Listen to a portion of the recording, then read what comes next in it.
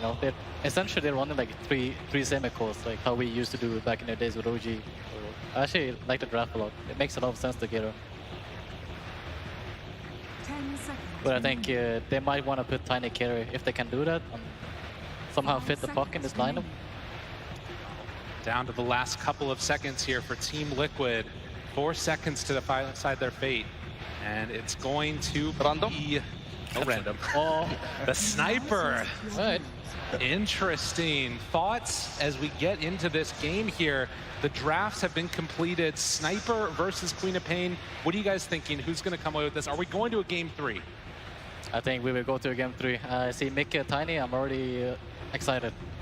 I mean, I understand the second pick is stronger, and of course they got like the counter picks and what they want, and they will get the lanes. But I will always go for secret. They got a Monkey King. What do you want more from him? So let's see. Yeah. Like, let's say we're looking at Team Liquid though. Like, what do they need to do, Amar? I know you're cheering for Secret. What do they need to do to take this win on Liquid? How do they play this game? So, like, first big goal. I don't know. Just scale to the game, and you will win.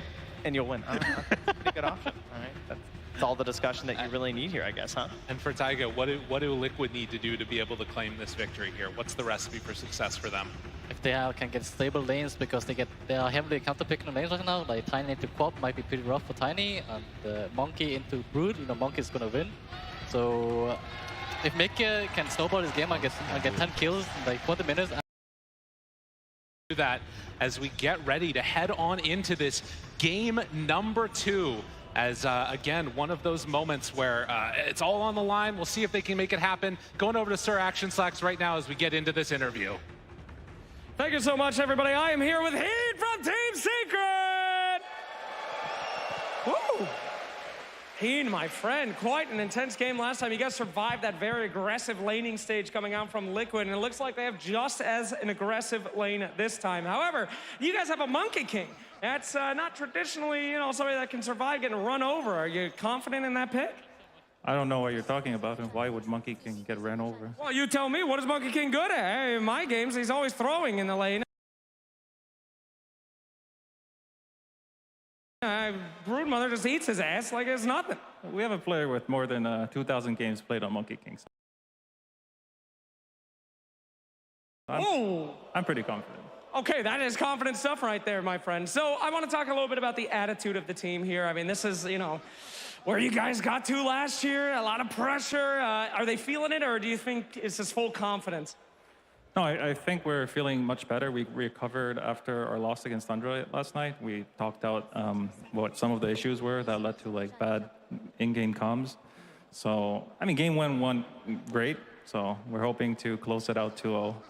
You're always so calm on these, Heen. All right, can we do a real crazy one? Give me an immortal fate. Make some ludicrous claim here about this game, please. Anything at all. Call it out. Babe Ruth it. We're gonna get 2 rampages on 2 players. 2 rampages on 2 players. All right, fantastic. Oh my God, this will be one of the greatest games in TI history as we throw it over to our casters. Thank you so much, Slacks. Absolutely baited there, as usual, for the interview. Able to get the coach to say some crazy things. Now, we might not have rampages here. We'll see if it ends up happening or not. But the one thing we definitely are going to have is some pretty nice comms. They started out this game with a little bit of love between the 2 teams while we were doing that interview, Trent. And now already into the laning stage. Oh, I've seen some of Zayed's comms, you know, to the enemy team when he stands up and screams. So, you know, I think maybe we'll get him one of those rampages that he's talking about. That'd be pretty impressive on Nick's Assassin. Might not be you, but what is it? That'd be pretty crazy. Nisha is going to take some damage there on the Tumba Man. But yeah, the start of this game, I believe I saw Resolution tip Insania and said Analyst Gaming, let's go. Yes. XD, because of course both of those players were analysts in the grand finals last year at TI, and now here they are playing for a spot in the grand I believe they actually played in the All-Star match last year on Grand Finals Day as well. Yeah. So this is a significant upgrade. It's true, absolutely. You know, we'll see if it ends up happening again. But of course, these players are incredibly accomplished and have a lot of history together as well, but are going to be facing off now. Insania playing on the Jakiro. You know, we were talking to the panel, and they were saying that they felt that this was a hero that gives a lot of the team fight, gives you some pushing potential. It looks like a fast draft from Liquid in some ways. I feel like he just didn't want to play Lich again. You know, it's a very similar idea and concept. No, it's a little bit tankier, right? Just naturally with a higher strength, so you can maybe survive something like a boundless strike initiation, or at least require a little bit more of those enemy resources before your allies can try and get something else done in the engagements. Definitely gonna have some issues versus the Nyx Assassin though. Obviously you have a lot of AoE abilities he can punish you on. As Mickey loses a triple Mango Courier, the fruit stand chopped down. That one hurts. And in the same motion, you see Boxy getting a nice little pushback there on the Puppey, hid behind a tree, and then started beating him up a little bit. Oh, Matsu though, getting that big damage mid on Nisha. Has a Fairy Fire still remaining, but certainly getting low here. And I know when we first saw this like sort of revitalization of Sniper that was happening in this tournament, I think the first game of it that we saw was Matumba Man playing on the Sniper and just going absolute ham. You could see there as well the rotation in towards mid, Boxy securing the water room. They did do the swap up, so it's Matu playing mid, and of course Mickey up there top on that Tiny. Yeah, they had that second pick in the draft this time, so they're able to respond to the lanes much more accurately, as secrets were pretty well set. Not a whole lot of flexibility you're going to see at that point once they picked up that Queen of Pain. They were just looking for that Hero's going to be very comfortable in the mid lane, and likely going to have a good time, as she does snag that range creep deny.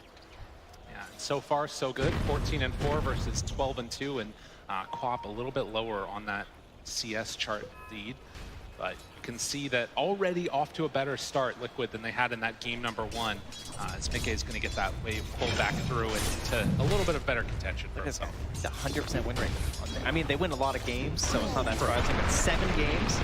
Ooh, Zayak getting a lot of damage there from Mickey. Can't get in for a kill, but still keeping that pressure on. As the Salve, I mean, you have that great HP regen. You're also an Agi hero, so you tend to have a little bit more armor too. It's a great feeling hero. It's very similar to like Ogre, honestly, when you play in the lane, right? You kind of want to use your HP as a tool when you're bullying these heroes. You want to absorb a lot of spells as the Nyx Assassin and let them think that they can kill you like they are up top. Let them think, though. Don't actually die. Well, that's going to be it. Mickey moves on in and cleans up. The power of the dual breath there combined with just a little avalanche toss combo from Mickey. Instructions were unclear. Okay.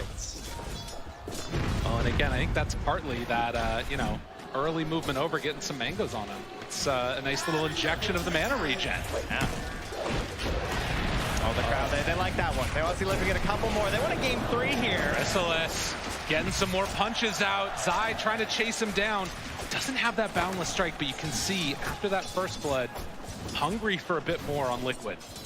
Yeah, of course, we saw this matchup just yesterday, I believe, in terms of you got to be watching out for that Jigu Mastery, all stacked up, one boundless on neutrals, on the creep wave, on the spiders, anything there to get your HP back up. And he missed there on the Zai, able to dodge away from that one, that high movement speed for the Brood. And now turning, looking for more punches. The tag team, a couple more hits. Chrysalis in trouble. Can't quite get in range, but they do bring him down.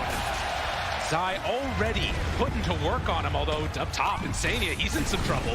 Throws out the dual breath, and Rezo, Zai is able to pair together to get that kill on the Jakiro. Yeah, but getting the kills on the Monkey King in lane, that's going to feel great for a Brood lane. Not necessarily something you expect to go super well. 1 second, he gets away. That blink coming right off cooldown there as Boxy gets a little bit of separation, won't get hit by any daggers. Matumba Man also very low. Will have some regen coming out to himself, but not a ton actually. He's gonna have to just tango up and maybe even head back home. Yeah, that wave. I mean, good timing there from Boxy. They don't get the kill, but the wave's coming under the tower, so he doesn't tank too much. And once again, he's gonna get himself some earlier HP, or rather XP here, as they have to run on home on the Sniper. You can see the Ring of Health already done for Rezo means the chance for a kill on him, pretty low percentage. Of course, can go on to Zayas if the mood strikes at the moment comes around. They need some other type of rotation to make it work, otherwise to kill this Rezo Primal Beast. Mickey on the position 1 Tiny though. Still, just because he's playing up here though, doesn't necessarily mean he's going to change his like normal game plan all that much. He throws some harass on the Rezo. Obviously, there's still some pressure on him to be making those rotations across the map.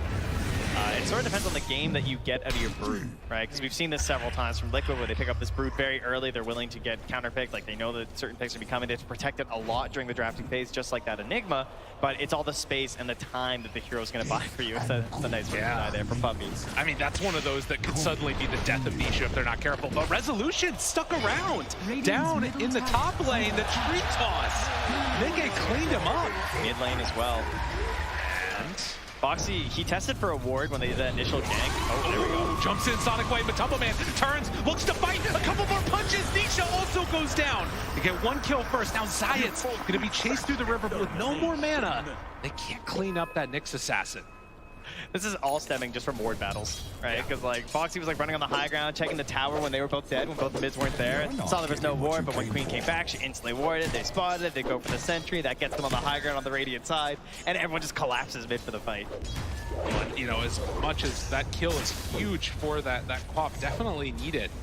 Now about even on the net worth with that sniper, and of course, going much further ahead in terms of the XP. Look at what Matsu's up to, though. Sneaky little sniper here.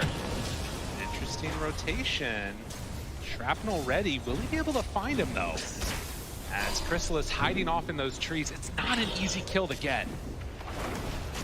It's just waiting down, seeing if there's going to be any TP rotations as Zayat Puppy chasing Insania up the river and get out of there, it looks like. Yeah, he's going to survive. Foxy's getting XP mid, and they're just going to take this early tower. So you counterpick this, right? You have this Monkey King, and he's not really pressuring the Brood. Look at this. She's ahead in terms of the net worth.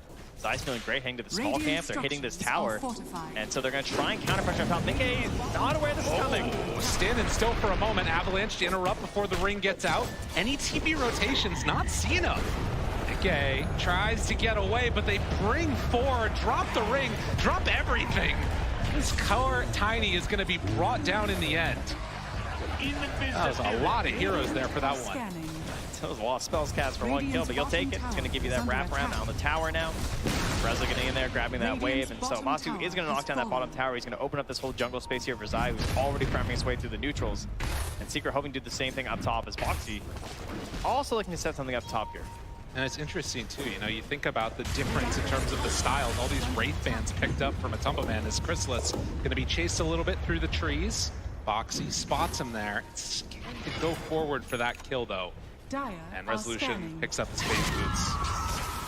And not much they can do. They will see Reza now as he comes back to the range creep. 3 heroes here. They want to go for this, but it's a tough get with the onslaught. And Ice Path just a little bit away. Resolution didn't get clipped by it. So they managed to get away with him after those heroes rotate up. Foxy does a little juke to the side. Zayat's a little bit quick on the trigger finger. Middle tower is Not only under does he get away, he also gets back in time to stack a camp for Chrysalis, so very happy Monkey King right now. Got it. Absolutely. So 3-4.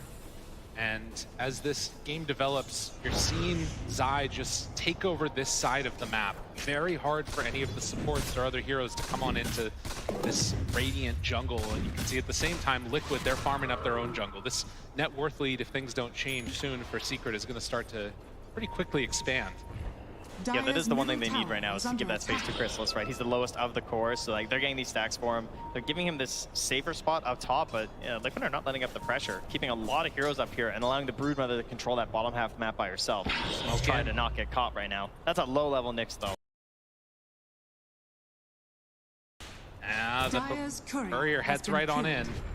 But Zai will still survive through that gank. Resolution in the area, but they can't connect, can't find him. And look what they're doing now in the Radiant Triangle. They spot that big stack that was sitting here.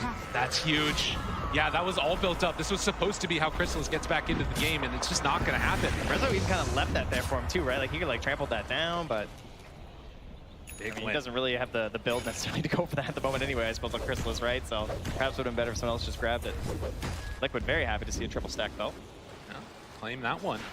And the status quo continues, which again, Secret gonna need to make something happen to disrupt this at some point, but with the Spike Carapace onto the Shrapnel, maybe shades of things to come later on in this game, but Tumble Man was able to just push out that creep wave, and Liquid still having all 3 of those cores on top of the net worth pretty much.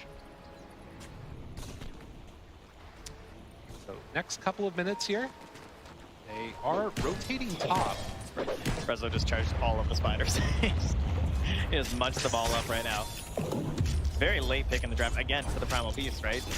Especially versus that Brood, but there's so many heroes now that can deal with this giant like well of spiders, right? They're banning out these Pangos, these Punkas, they still grab a Monk King and a Primal Beast, so Zai just kind of has to live with the fact that your spiders aren't going to last that long. Just keep spamming them out for the vision right now.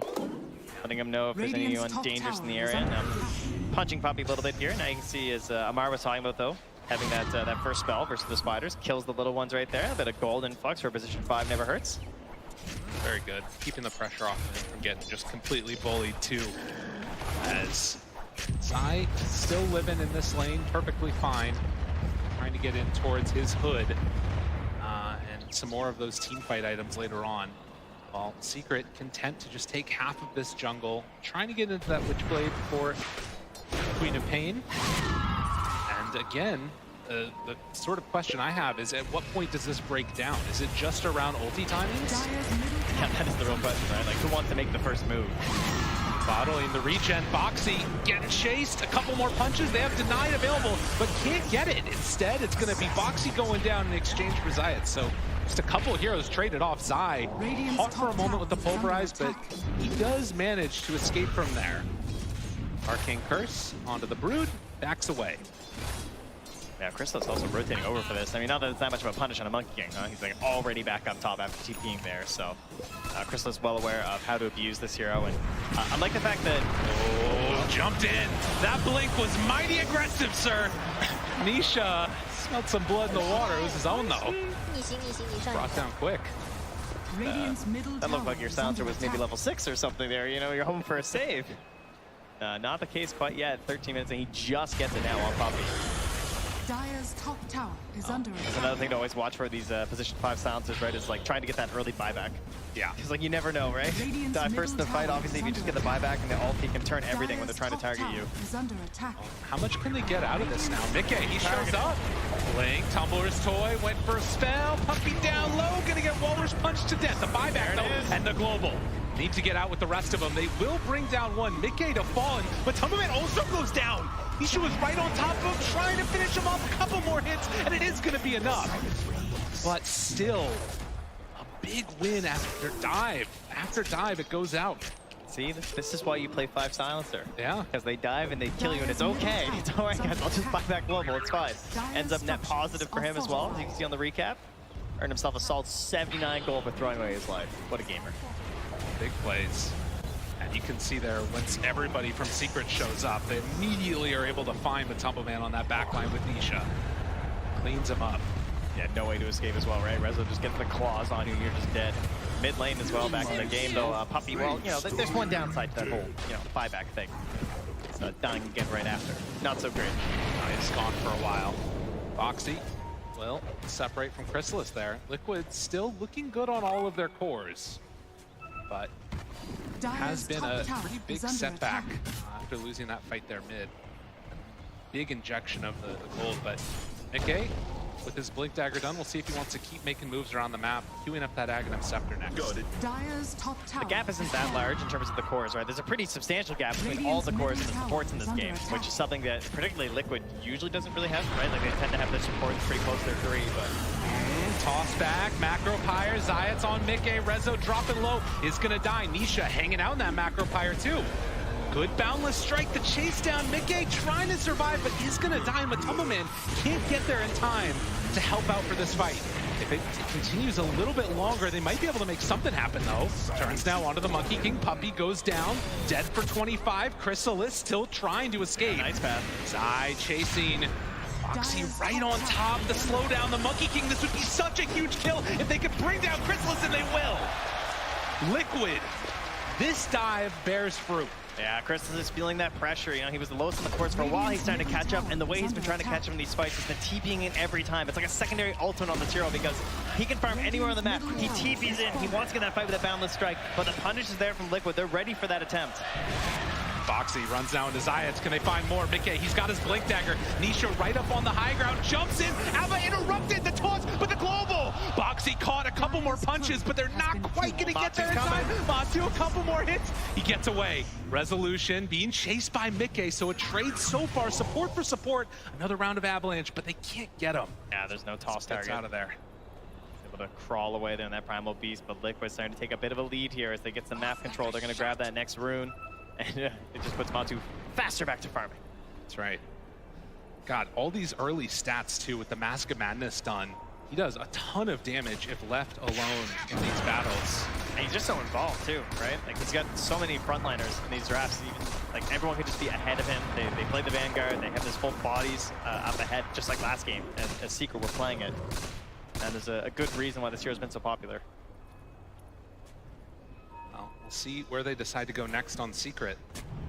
As this track core is still looking pretty good. And Liquid, likewise, as you mentioned, the same for Secret. Zai pressuring down bottom. Rezo, Onslaught, Chase. Wants to find one, and Sani is there with the dual breath. Ice Path, a little bit off the mark.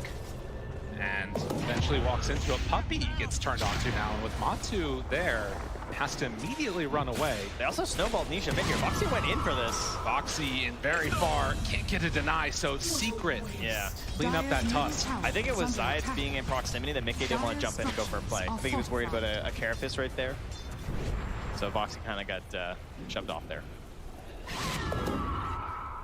Well, again, Secret head up top. All Liquid head down bottom. See if they can get any extra pressure onto these towers after mid has already been claimed. Onslaught in, Zai runs into him after killing those spiders. But with Matumba Man nearby, it's too dangerous to really chase that. Yeah, Liquid have seen that there are several heroes up top. They spawned the Queen of Pain on the ward, so they're all starting to rotate their way down to Zai. They're pressuring this in, trying to get towards this tower. They also have a ward helping to cover their current positioning near the stairs. Mickey's going to go stand over there, keep an eye on any potential smokes that could come through, and just grab any heroes that come up the staircase. So there's a pretty safe tower pressure right now, and they don't really have an alternative here for Team Secret. Like, it's not like they're able to like pressure top right now. Like, Crystal is trying to get out to the wave right now, but they take this tower down extremely fast with Broodmother and Sniper.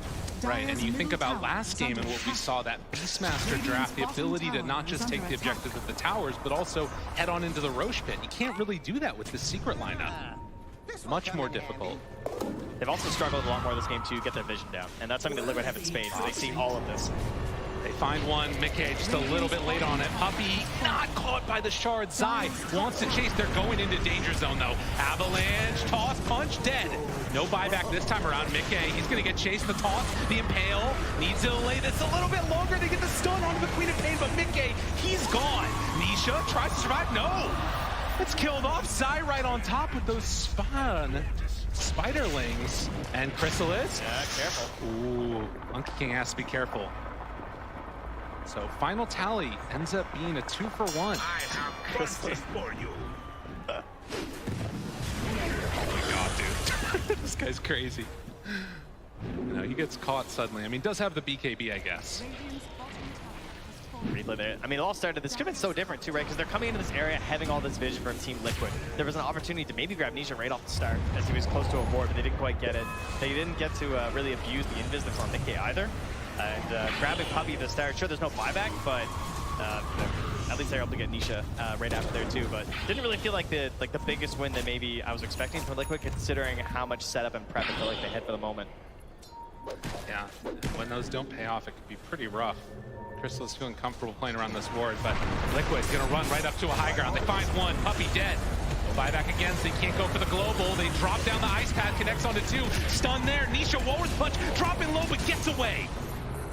Tiny has already died in exchange for the silencer. It's not enough from Liquid. They weren't able to claim any other kills there. Zayas gets hit by the Assassinate, and a TP in from Tusk. Boxy trying to chase this guy, but can't quite find him. So It's a long time till he's been dead again, though. yeah, it's true. And in the meantime, they're going on in towards that Roche pit, it looks like. So Boxy will head over, use the tag team to help them claim this one. As Liquid wanting to get an objective after they push Secret away from that high ground. They're doing a great job of targeting Puppey. Instantly the fight, you have to give them a lot of credit for that, but it is very costly. You said last time, right? Like, they're losing forest for it every time. But they are getting the map control, and now they're getting that victory off the map by going in here for the Roche, grab that Aegis, and they're going to put that right on the Matu. So just in case they get to that backline, obviously they have the Queen of Pain, they have this Monkey King with the BKB. There is a concern that he's going to get back there in an unstoppable way. So protecting Matu for a potential second life in these fights. Again, with that Roche being given up, it did also give a lot of time for Secret to keep their farm going, and you're getting closer to this BKB on Nisha. These item timings can be very strong from Secret. Talked about the potential for late game scaling that you get out of this Monkey King. Merciless with over 2,000 games played on the hero. Everyone knows his limits. But we'll have to watch and see. After the tier 2 tower has already been taken, there's really not much for Liquid to get here on the bottom side of the map. Just grabbing that farm, trying to stack Matu up just a little bit higher. Obviously, we heard our panelists there, ATF and Tiger, talking about this idea of like the semi-cores, right? Like the Monkey King, the Queen of Pain, and the Primal Beast. They're all very capable of fighting at this point in the game, but they're also fairly capable in terms of their scaling and the options they have. Obviously, the Monkey King being one of the best hard carries going late. So Liquid are much more all-in on the sniper. That was not the global he was hoping it was going to be, as he drops immediately. And global down with Aegis in hand. This is Liquid's time to party. Feels like he's been working on this this first item forever. Like had the Ghost Scepter queued up almost immediately in this game, but just keeps going down and wants to hold that potential goal for the buyback as well, I'm sure. As the movement up, Nisha found Ice Path there. Nisha going to die. Mickey finds that target. That ward. That was huge. And doing so much work for them. Obviously, Secret feeling kind of safe in the area because he has his own wards nearby. Relying on these again from Team Secret, sort of cutting off that part of the map, giving that vision across a line there to try and give Nisha the capability to go up there and farm. But punished, dying there again on the Queen of Pain, a hero that really struggles when you die 5 times in a game. And you can see now that this pressure that's being mounted, Matumba Man is still standing up front and center with not that many heroes behind him. The rest of the team spread out across the map, but they're going to continue this movement and not willing to back out. They want to push this advantage as much as possible right now. Boxy's still not at that Blink Dagger, but you can see Liquid. It's a small lead, but it might start growing over these next couple of minutes unless Secret do something different. They just ice-sharded Insanely to the high ground there. That's pretty cool. And then forced it back down after there to check for some wards. So the positioning's been great from Liquid as well. They're ensuring that this Tusk and this Jakiro are in between where they assume the heroes of Team Secret are and Matu, right? Like, you don't tend to think of these range supports necessarily as playing that, but that's one of the benefits of being a Jakiro. Also having that Force Staff. There's the Force Staff there on Matu. We're stacking up Force Staffs once again because they just get more and more powerful for everyone that you have. And they've still been working on Boxy's Blink for a very long time, though. That is one unusual part, I guess, in terms of this being a Liquid game, right? Like that, Boxy being the lowest on the net worth is not usually something you can see. Right. Well, only 2,000 gold separating these two teams. Boxy hunting there. Can't connect with Resolution, it looks like, as he will onslaught away.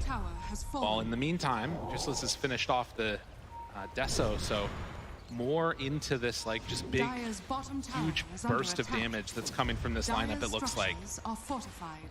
As Zai's going to send those spiders all across the map.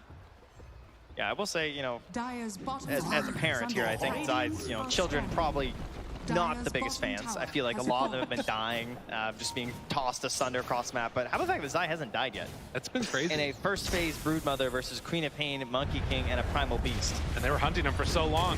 Insania, he is going to go down, though. He's died a couple times. Yeah, that's a classic. And also, to some extent, playing his role. They're still grouped around up here. And in fact, Secret, they want to take the fight to them maybe now on Team Liquid. BKB done as well as that Wraith Pact. Oh, this could be a huge moment for them. There's 50 seconds left on that Aegis, so there's a bit of a window in terms of, you know, if they want to have a later fight, but this could also just be the, you know, you're down one hero, you're probably going to split up and farm, let's try and grab a kill. Zai spots him immediately, needs to hide away, but there's nowhere to hide. You had to caster curse him, Trent. You talk about how he doesn't have any deaths, immediately goes down. But it was impressive. One death's still pretty impressive, I gotta say. That's fair. 25 minutes, and with this Aegis expiring, looks like we're gonna have to look to that next round before they go for another big fight. This next Roche is gonna be huge. Yeah, that's a great feeling for Secret. I mean, you gave up that Aegis, but you're the ones who are getting out on the map. You're grabbing a couple of kills, getting your cores out a little bit further. It was a lot of smoking up together and running around, so it's not going to have the biggest impact on the overall net worth, but at least it's keeping you a little bit closer in this game than just like sitting back and hiding in the fog, right? If there's anything they need to do right now, it's definitely vision. You look out on this map right now, they cannot see a damn thing. That's Team Secret, and this is something that you're trying to get that vision from Zai. It's much more reliant on the Nyx Assassin in this game because they don't have the Beastmaster to try and help prop up that vision game. Likewise for Liquid, need to get some vision down themselves. It's mainly been by virtue of those spiders that have been tossed out. But man, Daedalus done next. Matumba Man not concerned about a BKB. He's like, I have one job. If I'm not punching people, we're losing this game. It's It's a good strat. But of course, a couple of these different heroes that have avenues to get on top of them, whether it's that blink from the Queen of Pain, the Nyx Assassin, Monkey King jumping on him from out of the trees, they have to do a great job of protecting this sniper with the rest of the Liquid lineup. They were so close to just spotting a invisible Nyx Assassin running through there. Just came through with the Ob Sentry combo now there. But I saw some circles on the map there from Rezo. Seems to have a great idea of where Liquid are playing. Heading down bottom, Insania's there. They've got the jump right at the start. Find themselves two, but the spike carpets. Will it be enough global to interrupt? And they get the control onto this Tusk. Can they find any more? Zai, he can only look on. Mickey has to run away. Crystal is still right on top. The BKB wearing off soon. Insania's there. He can't stop him. Still BKB runs away. Mickey getting that separation from Chrysalis. He goes down, but Tumbaman needs to survive, needs to do the damage. A couple more hits. He's surviving through it all. The little sniper that could, as Rezo tries to clean it up, but Mickey comes in, takes him down. Zayat, the last one in the fight, left alive. Liquid. They did it to him. That was a frightening fight of positioning there. He had to force that into the Wukong's command to survive. And then so he has to kill Chrysalis in that moment, or things can turn so bad for Liquid. But they grab the kills, they turn, they eventually get Matu, but the cost was high as they now go to the high ground with the spiders in tow. And trying to clean up these buildings. I mean, Puppey has to hold off on this one, but Mickey, if he's left alone with these spiders to take down this tower, it's an easy movement into the racks. Obviously, you have the sniper left alive. This building is gone, but Mickey, I mean, he's in a little bit of trouble there. Tries to TP out. He's going to be fine. But get a tier 3 tower, a substantial gold lead. So take a look at this replay here. And the way that started too, the blink in with the Carapace there. Excellent play layered on top of the global. Mickey held his BKB for after, so he's able to get involved in this fight, start tossing out some of these big spells. Espresso just like runs wild through this. But this was the big part, right? The Wukong comes out, and they actually get on Matu with the Primal Beast. That was pretty scary on the left-hand side, but then he's in, they get Chrysalis. Mickey barely surviving as well. He's able to help turn that fight around there, as they have no choice but to fully focus on Matu. Right, and barely able to come on in the clutch here. I mean, again, we talked about it. No BKB on this sniper, which means he just has to keep clicking. And he was able to do enough damage before he died to make it work. Now has that Elven Tunic in tow too. Secret, grouped together, smoked. They're right on top of all these spiders. And Liquid, they're going to be aware of this. Still 2 minutes till Roche is capable of respawning. A relatively long timer on that. Oh, that's the real one, yeah. It's coming on back up, so. They'll take the area, but they're not going to get the reward for a very long time here as Boxy continues to just play around this off-sentry combo, looking for anyone running through that mid lane. Obviously, at this point in the game, this is where the danger tends to be, right? These mid-lane waves. So you want to just like nuke it and get out as fast as possible. You don't want to be caught on there. Well, the tier 2 tower gets hit a couple of times by Secret. Immediately, Glyph is out. Wall bottom. A constant thorn in their side. Zai is there. These spiders just rip it asunder, and the pipe. That's a Rax. That is just gone. Yeah, the pipe does it, and look at that. Zai gets the kill, keeps the pressure on. They need to deal with this. If Puppey shows for that long, or Nisha, this could be an easy blow, but Zayat's there to interrupt too. Just more and more TPs just keep coming. They're just like, wait, are they gonna stay around here? I mean, they're sticking around. Oh, the smoke out. They don't go for it, though. They're not gonna stick the whole time. Look at the line drawn instantly, immediately towards that pit. 50 seconds until Roche is back up, though. They're going to get there before it's up. And Secret, will they decide to go out and fight them? This is one of those big macro plays you're going to see a lot in Dota. Maybe if you're new to the game, is that pressuring that bottom tower to pull them away from that Roche pit. Now Liquid want to take that territory. They want that vision here to have the good fight around the Roche pit. And now they have the good fight. And Mickey, he finds the good pick off Foxy. Can they bring him down in time? Resolution so low. And Chrysalis on the back. Where is Matubman? He's not there to help him yet. He wants a better target to grab. Can they do it? Chase, Nisha finds him, gets the kill. Mickey, he's got to get out of there. BKB wants to run, nowhere to go though. The bash is out. Nisha will manage to survive. Secret, they win that fight off of that global. Such a necessary fight for Team Secret right now. Grabbing Matu, the perfect way to start off this fight. It's the one thing that can't happen for Team Liquid. And so much of it was committed on this Primal Beast right at the start, but he's able to get off the BKB. Oh, the spider whole game had to take a second to process what just happened there. Zai is going to run away.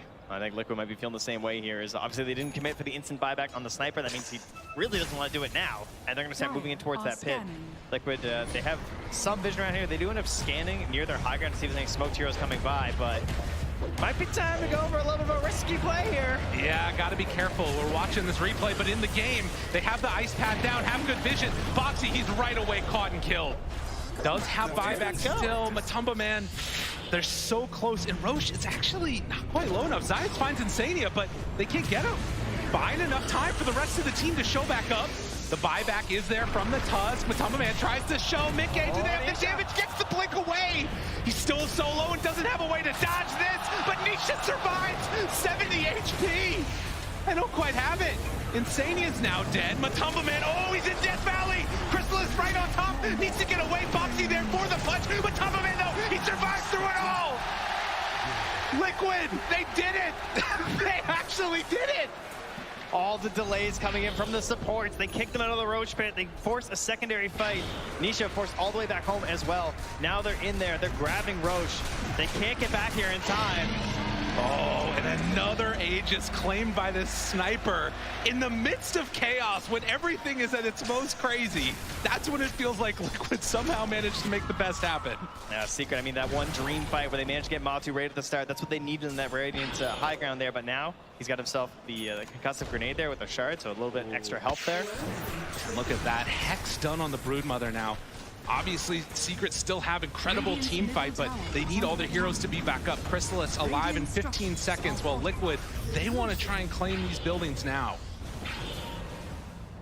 Okay, does have that Aghanim Scepter done as Nisha zoned back for a moment.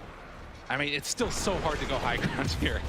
And Enchanted Quiver picked up as they are have another big creep wave coming in through top. I'm curious if Liquid even want to try and push it that hard here, if they feel comfortable going into the later stages. Yeah, it's a bit of a, again, a tough one to go high ground here. You really don't want to be stuck inside of Wukong's command. Just get botched down here. At least wait for the BKB, right? Yes, he has actually fully purchased it now on Matu, so certainly much more capable of engaging and putting himself in slightly riskier positions, like hitting a tower. If you're Team Secret, though, I mean, he's still the #1 target, right? Obviously, with the Aegis, there are some questions to that. Maybe you can try and just disable him and try and pick off someone else like Mickey, but he's got that BKB, and Poppy, there's so much pressure on him as the silencer. Like, when do you actually pop the ulti, right? Yeah. And try and go for an offensive play. Jumps in. They find it. Crystallis immediately there with the BKB. Gets the Force Staff away. Gets Matu out, but the Pulverize is there. So round one. Oh, actually, Matumba man, he doesn't even go down. They keep him alive. He does finally fall to the Sonic Wave, but they needed that for that second life. He never popped the BKB, though. He did hold it that whole time. Get the concussive grenade, drew it out a little bit further, and losing Crystallis is huge. That was so enormous for Liquid, and taking this tier 3 tower now, going on to the high ground. Secret, I don't know if they have enough left in the tank. They're going to smoke up with everybody. It's all sides. He needs a big blink play. They got to find it. The big stun is there. The big interrupt. Resolution trying to kill him up with a snowball. Boxy was there. Zayat now turned upon, but Tumba man ready to clink them all down. Resolution trying to escape, but there is no escape. Matu is here. Matu is strong. Oh, Nisha trying to hold him back with a halberd. He was just there, stuck clinking away, helpless in his BKB, but it didn't matter. They didn't get enough done during that halberd. And now they've taken the high ground here, moving towards that mid lane. Liquid looking to force a game 3 here in Singapore. This would be huge for them. Again, such a dominant performance in Secret throughout this tournament in that game #1. Liquid needing to get this to force it. They want to keep their hopes alive. Punches are out. The buyback is there from the Nyx Assassin. Jump in, Nisha, just trying to force them back. And without those BKBs, they needed a second at least to reset. Liquid still no Aegis in hand and 40 seconds on the BKB for Sniper. All the buildings have been crumbling, though. It's just now 2 melee barracks remaining. Oh, sorry, 1 melee, 1 ranged even. Worst case scenario here. Team Secret. He's not gonna have that constant spider pressure. You know what's interesting, though, is that in so many of these games, we've seen some of these teams that have fallen behind really early in multiple racks, and it still comes down to needing to win a team fight. If Secret can keep winning those, it could be their recipe for success. But right now, at least Liquid in a firm control of this game.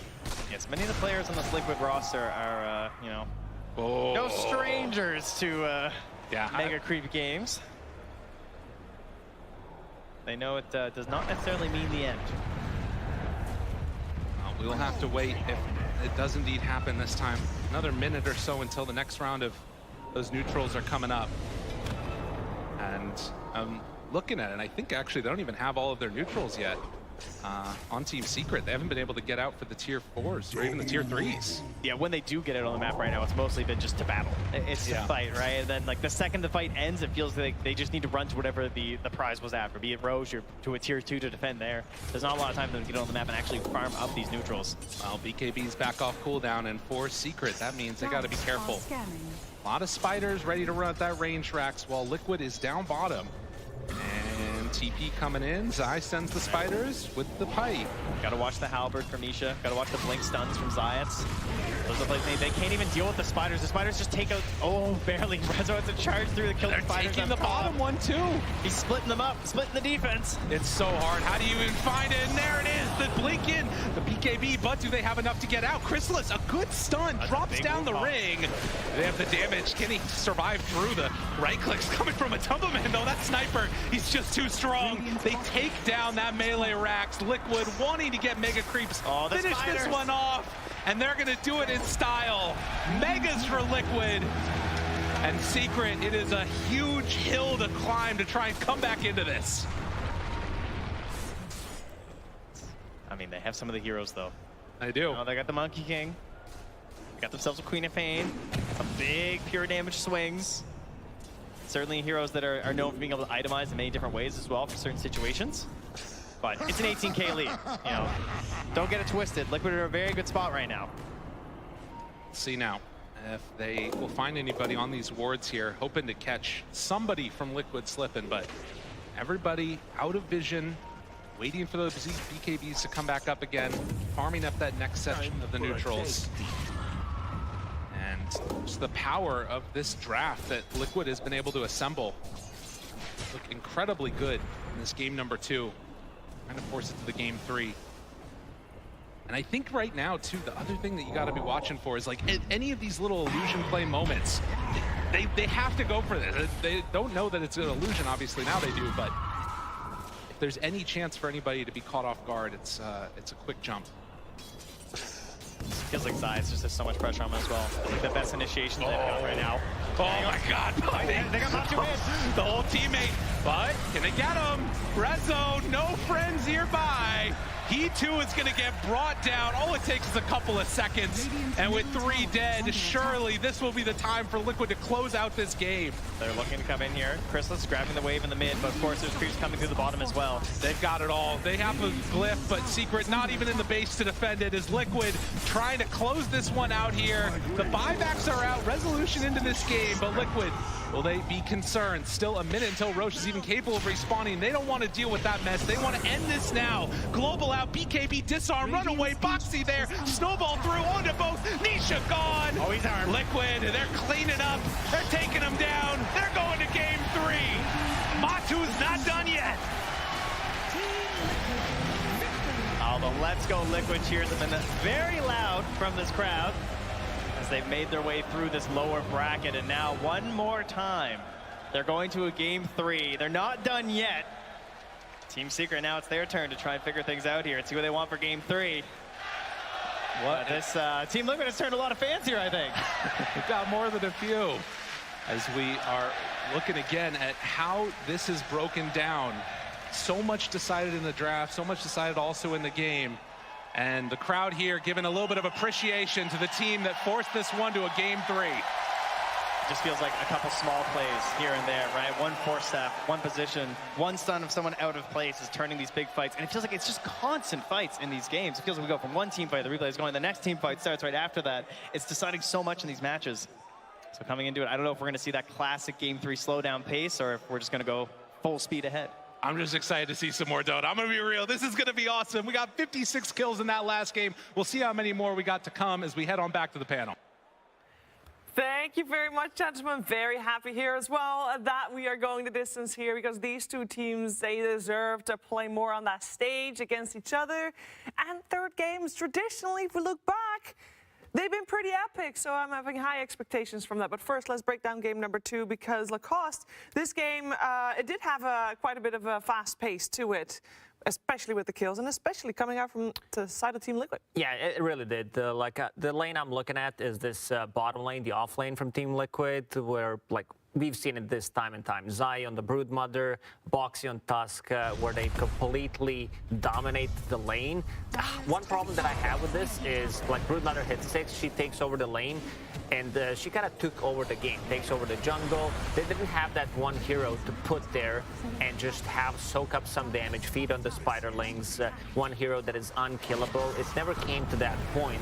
And I love the itemization on Zai, because, like, yeah, sure, you get that Raid Pack, you get Pipe, but it was early Pipe into Raid Pack where you mitigate so much damage from Team Secret. The early damage is mostly magical. Like Silencer and Nyx Assassin, their damage output at the early stages of the game is very limited, and if you add Pipe on top of that, it's gonna feel very bad. Team Secret did try to, you know, maximize the Silencer, buying out one more time using the global silence, but it was a very difficult game from them considering the situation they were in. Yeah, I really enjoyed what Broodmother did in that game for sure. And I think Brood as a hero really exposes Silencer's weaknesses as a support if he's not countering a hero per se. It's not really a hero that gives you much by way of playing the map or the ability to rotate or anything like that. With that being said, I also think that the lane swap when the Primal Beast came out between the Tiny and the Sniper was genius, right? Because Tiny is a hero that can lane versus something like a Primal Beast, toss it away if it goes at him. Sniper would not really have stood a chance there. So by putting the Sniper mid, having it lane well versus the Queen of Pain for the first 5 levels, and then rotating the Sniper out of mid and putting your Tusk there so he can get levels and Sniper can farm safely was just very well done. Very good understanding by Liquid on how to play the map. So that was really cool. Also, another thing that I wanted to note was because the Monkey King played an active style of Dota, he didn't build a farming item.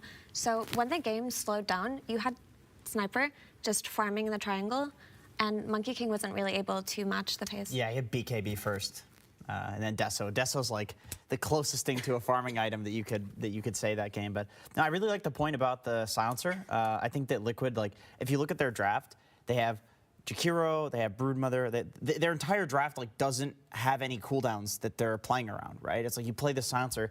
Usually, the way that you play this hero is like enemy team commits to you, and then you like botch their initiation, you botch their commitment, and then you turn the fight. It's like you global silence a Broodmother, and it's like my spiders are silenced. Like, you know, you're passives. You're passives.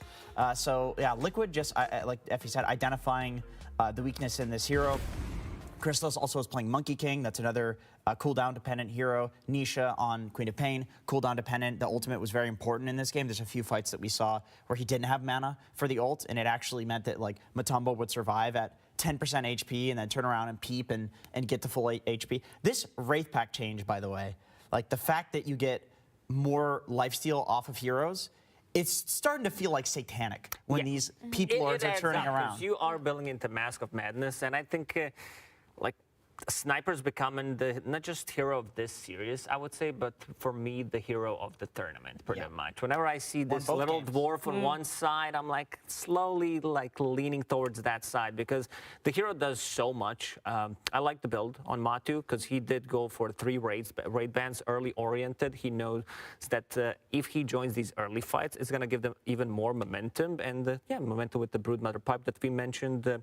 One thing to notice is one team is going to play potentially one of these 2 teams 8 games today because this is the 3rd game and, you know, in the grand finals, everyone wants to see game 5. But we've seen the teams that end up playing this series right before grand finals always has the advantage over the other team conventionally. But I also just want to bring up that Liquid had such an easy way to maneuver around the map. Even that fight where they killed the Silencer and they lost their Tiny, and Tusk and Sniper went into Rosh alone. The Brood was pretty far away, but you're just able to plant your webs to Roshan, get there really quickly as Broodmother, and identify when you can take objectives. You can also just dodge smokes and camp yourself at the parts of the map that you need to be. And when Secret really needed to make a smoke and make big things happen, it was evaded completely by Liquid when they were playing on the bot lane for that bot Rex. Yeah, Liquid definitely seemed to know what Secret was going to try to do during that time. There was another person who knew how this game was going to play itself out because I think Slacks predicted this outcome from the draft onwards. That's right.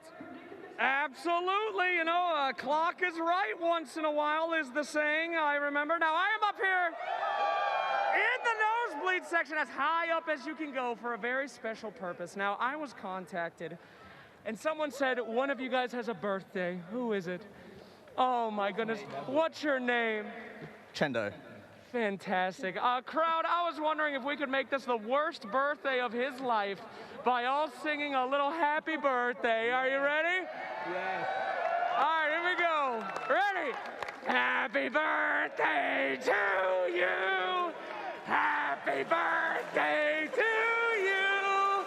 Happy birthday, dear. Chendo. Happy birthday to you. Now your present, you get to pick one. Great. And somebody else out there, happy birthday to you too. Watch out. There you go. Pick it up. Look at the camera. There you go. Yay. All right, well, back to you guys. Happy birthday to you too, Sheever. Happy birthday. Thank Happy you. birthday, Shearer. Thank you. Yeah, it's a little bit late or early, whichever one you're going for. It's off by about half a year. It's all good though, because we are here to celebrate everything, especially the Dota 2 being played, but also friendship and love. And that friendship was there was a little bit of friendship last year, and the Team Secret roster was a little bit broken. Just in case you missed it, Matu and Zai left Team Secret right after TI10, where they came third. So that is the very spot that they're both in right now. And that was not something that Puppy wanted to have happen, Effie. No, he didn't. When you look at that iteration of Secret from last TI, it had such an incredibly dominant phase throughout the online tournament era where they just felt like the best team in the world, right? And then when it came up to that TI, their results were great. Third place is not something to be scoffed at. That roster definitely had potential to go far, but just like in all things, your players get poached. Maybe they get scouted, Zai and things Matu change. are very brave. Saying no to Puppy, and you probably needed to say that into his face. They weren't in the same room. They There's probably no way. weren't in the same room. That was actually, it was all done over computer screens. And Puppy talks in that same over Skype. interview Yeah, about how much easier it was because it was all digital. Now, it did lead to good results because in the end, they have two players that re-embody that friendship and love. It's Zayat and Rezo. I have a friend, which is Zayas. You know, we played together for like 2 years. It's amazing to, you know, be on the lane with a guy who you really enjoy talking to. So it was the middle of the season, and I was like, yeah, I'm ready to roll, you know. And who do I go with? I have one friend. I have a guy who I can talk to. So we happened to call and was like, yo, guys, yo, bro, what are you gonna do? I were really tryharding in pubs. I played every day around of 10 games, and also my win rate was very high. I back my rank 50, around of 50, yeah. And I were very in good form, I guess. So we're like, who we can join, and we're like, maybe some alliance. You know, they're like a bit shaky right here and there. Maybe some NA team, you know, it's always good to come to NA and like, you know, for the qualifiers and stuff. I've been there, I know how it works. Maybe I can do the same, you know. And the third idea was like, maybe Team Secret, but it's like, nah, dude, no way, like it's wet dreams, you know. Clement was like, what position are you playing anyways? And I'm like, dude, I'm playing offlane for 2 years now, like, come on. That's such a Clement thing to say, but anyways. We just wait a little bit, and after some time, he's like, yo, bro, I got invited to Secret. Yeah, at the moment when Clement called me, I was so surprised, because how to say, I didn't know that might happen, to be honest. And he's like, he's playing there, and then at one point he's like, yo, bro, what are you doing next week? I'm like, what am I doing? I'm playing, you know, chilling. He's like, you want to play a tournament in Riyadh? I was like, hell yeah, like, let's do it. And then basically, like, you know, they decided to make, you know, to try and make a standing on that tournament, and things went great from there on. I'm pretty happy to being here, and also I believe in Team Secret I can do a lot. I mean, long history, so let's see. It was just a thought, but I didn't really believe that it could happen. But you know, here I am, wearing the eye on my T-shirt right now. That's crazy. Life is crazy sometimes, for sure. It's actually incredibly wholesome how both of them are now on Team Secret, and they are on the final day, and they are doing pretty well. Both teams, though, one game away from taking that second spot in the grand finals against Tundra, and only one team can advance, which is a lot of pressure. That is a lot of pressure. You can feel it from all the way over here. We can feel the pressure that is on this one. I'll just give Dota 2, Effie. It should be fine, right? It'll be fine. What does it even mean at this point? Top 3 still top. Yeah. Nah, there's a lot of pressure in this game 3. Yeah, Obviously, both of these teams so badly want to make it to the grand finals. They are the LCQ teams. They were the underestimated teams after the end of the DPC tours this year, and they both have a lot to prove. I think for Puppy, the only thing remaining for him to do is just win his second TI, get that first place with Secret finally, and who knows what's going to happen next for him after that. Same for that, man, although we do know what's going to happen after that.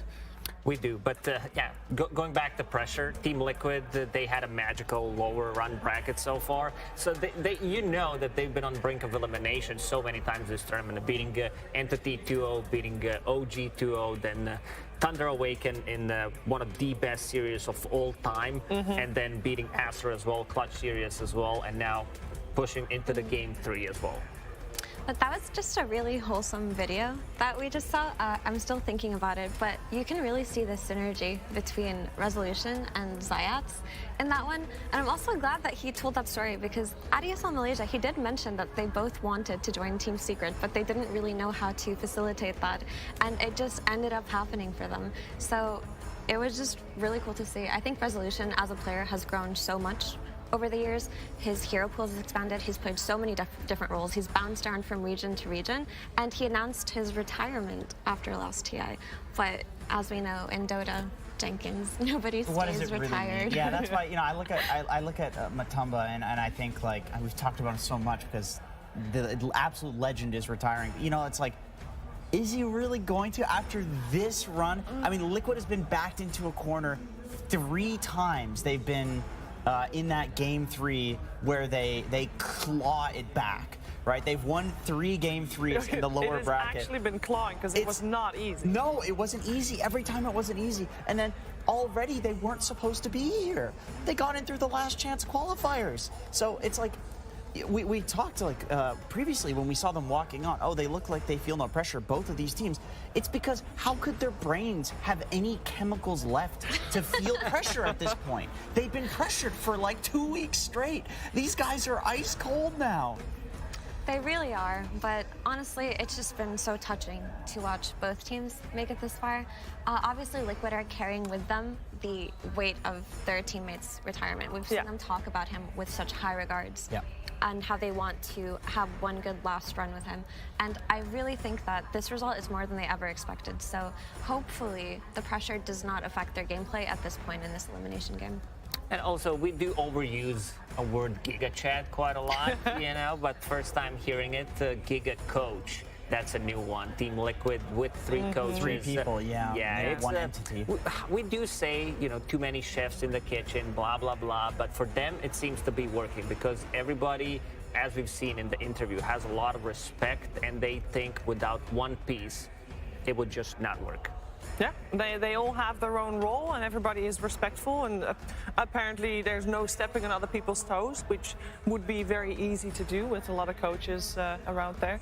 Speaking of coaches, of course, I want to reiterate that we've got Heen and AY in the tournament as coaches that have already won TIs. Blitz, this is his first TI in the booths, and I say that because he has obviously been at a lot of TIs as talent. We're going to find out how much impact the coaches will have had during the drafting of this third and deciding game. Team Secret versus Team Liquid. Game 3.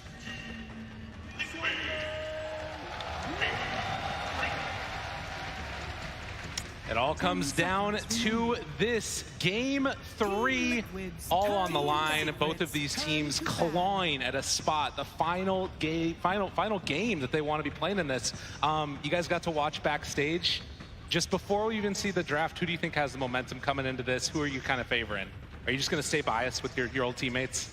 And for me, I will definitely say Team Liquid. You know, they just won the last game. I can feel the momentum. You know, everyone is smiling. I just saw them earlier. They look pretty excited to play the game 3, so definitely Liquid. I mean, for sure, I want Secret to win, but you know, you get second pick, you win. It's as simple as this. I cannot just simplify it more. Yeah, why even play the game, you know? Yeah. We should just end it after the coin flip. We shouldn't even do the draft. Let it go. This whole thing would be over very quickly. Well, we do have a draft that's going to get taken place now, and you can see a couple of changes already coming out. So the Broodmother taken out of the pool, CM. This was a hero that's also risen in popularity a lot. Marcy and the Lesh. So a couple of those key heroes that we've seen still left in the pool. What are you guys liking? And also, how does that second pick affect the rest of the draft going in? I mean, the second pick is just way easier to draft, and like you will just counter pick into counter pick, and like you just pick on first stage something solid that even if you counter it, it's fine. Whoa. Okay. That is not what I was anticipating. Nobody wants to go out on Silencer. All right, that's just how it is. I actually thought they would pick Silencer when they banned Brood, because now Enigma's in the pool. Actually, Ench is not that bad into Brood because you know the shot. I don't think you guys have seen it before. Little friends. Yeah. Yeah. Because if you put the spell on the enemy target, all the spiders goes on him. It's actually pretty funny. Funny, is it good though? Everybody says that shard is garbage.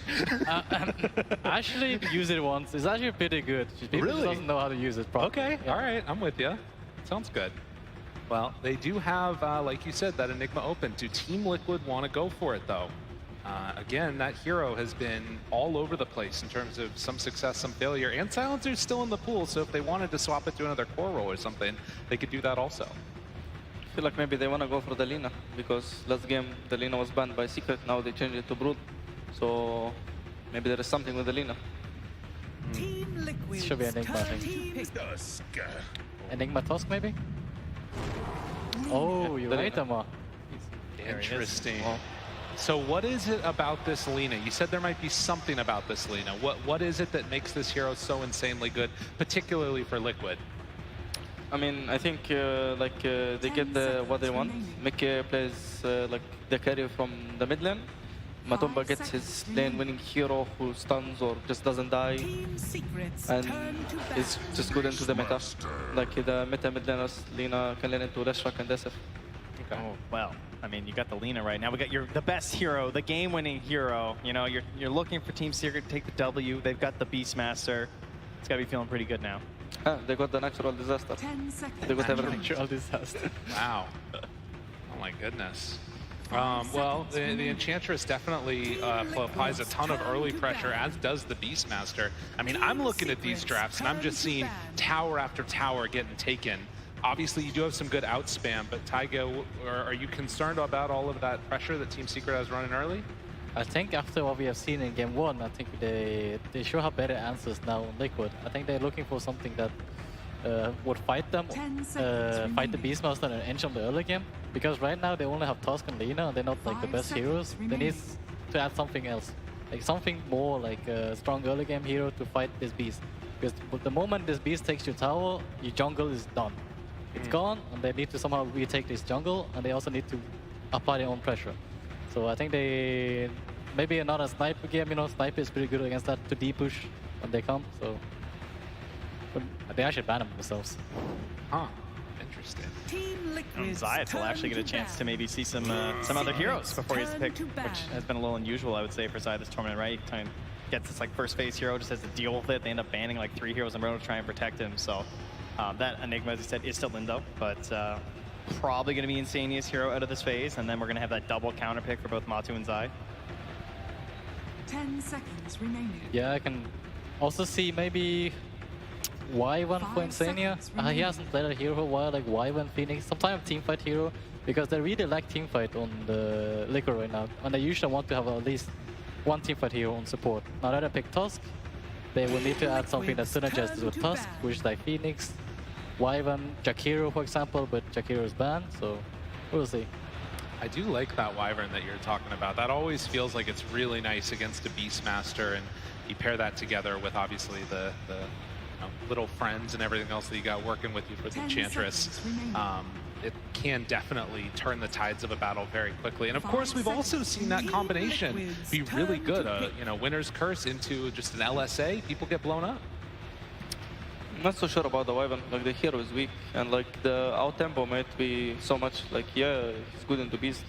Beast cannot just send his units how much he wants, but it feels like it kind of drags his team down.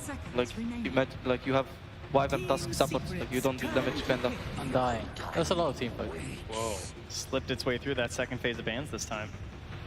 Often getting removed here. Obviously started out as pretty much the hero of the tournament, it felt like. I felt like teams had to address it a lot in their drafts, with like Snapfires or something to try and handle this Tombstone, someone who can naturally hit it, but I mean, the sniper's already gone as well, so could maybe be an option for Secret. Of course, then that's putting Zayats on a... I mean, it's actually a pretty good 4, I'd say, for like the way that they like to play their lanes. Definitely could be strong. Needing to come up with some type of an answer. You were talking earlier also about like the Maranas, things like that as a potential answer. Is it like you have to really go super hard on a Tombstone answer, or do you feel like you can get that from like, a little bit here, a little bit there, like some from Enchantress, some from other heroes? I feel like they have Beast and Lynch. They can... It's easy Tomb killers. Like, I don't feel like they have a problem with Tomb. Got some attack speed, got some range, it's always good, but the crowd, look at that. They love the player-hero combos. Got themselves an Invoker picked here. I just think the Undying is a good pick for the team fight, but I think the Secret have tools to kill that too. Like, they have the aura from Beast, and the Inch doesn't really care so much about zombies. It's only the lane that's Undying that's being picked for. I will assume, like, the laning into Beast is actually pretty nice for Undying. Man, this Invoker, every time you get around to it, there's been a lot of different change-ups in the builds too. Do you think with Beastmaster he could go for like an Exort build, or is it still just going to be like Quaswex trying to play fast with the rest of his team? I mean, I know that people would take Quaswex against Lina on mid, but I've only seen Exort Invoker in my team, so, and use Sunstrike on like 2 side lanes, get Midas minute 6, farm on map, 6 loss minute 20. Okay, interesting. Ooh. I think that's probably more like Nisha, like... Yeah. Exort Invoker to solve the team. That sounds more like Nisha. You talked about Zayats being a little bit more free in the game maybe, and we'll see if it ends up happening here with this Earthshaker pick. This is a TI hero if I feel like if I've ever seen one. She's not a group stage hero though, I'll say that much. Playoffs, yeah, this guy's he's been hurting at TI, I think. But when the game comes down to it, this is one of those heroes that people like to play. I think like if I have that clutch factor in me, this is a hero that can really do a lot of that position 4 role. Thoughts on it? Hate it, love it? Well, I don't really like Shaker, to be honest. After playing it in group stage, it felt pretty weak, and I don't like it into Undying either. It's like, but it makes sense with Beast, because you need someone that enables the Beast in lane, right? And like with the Fisher block, you pull back the lane, and Undying can't just chase you down, hit you non-stop. They can actually stay on a lane, and potentially they might have to steal the pull, because I don't think this Beast Shaker will fight into Undying. Oh, another answer now as we get some claps coming out from the old Earthshaker.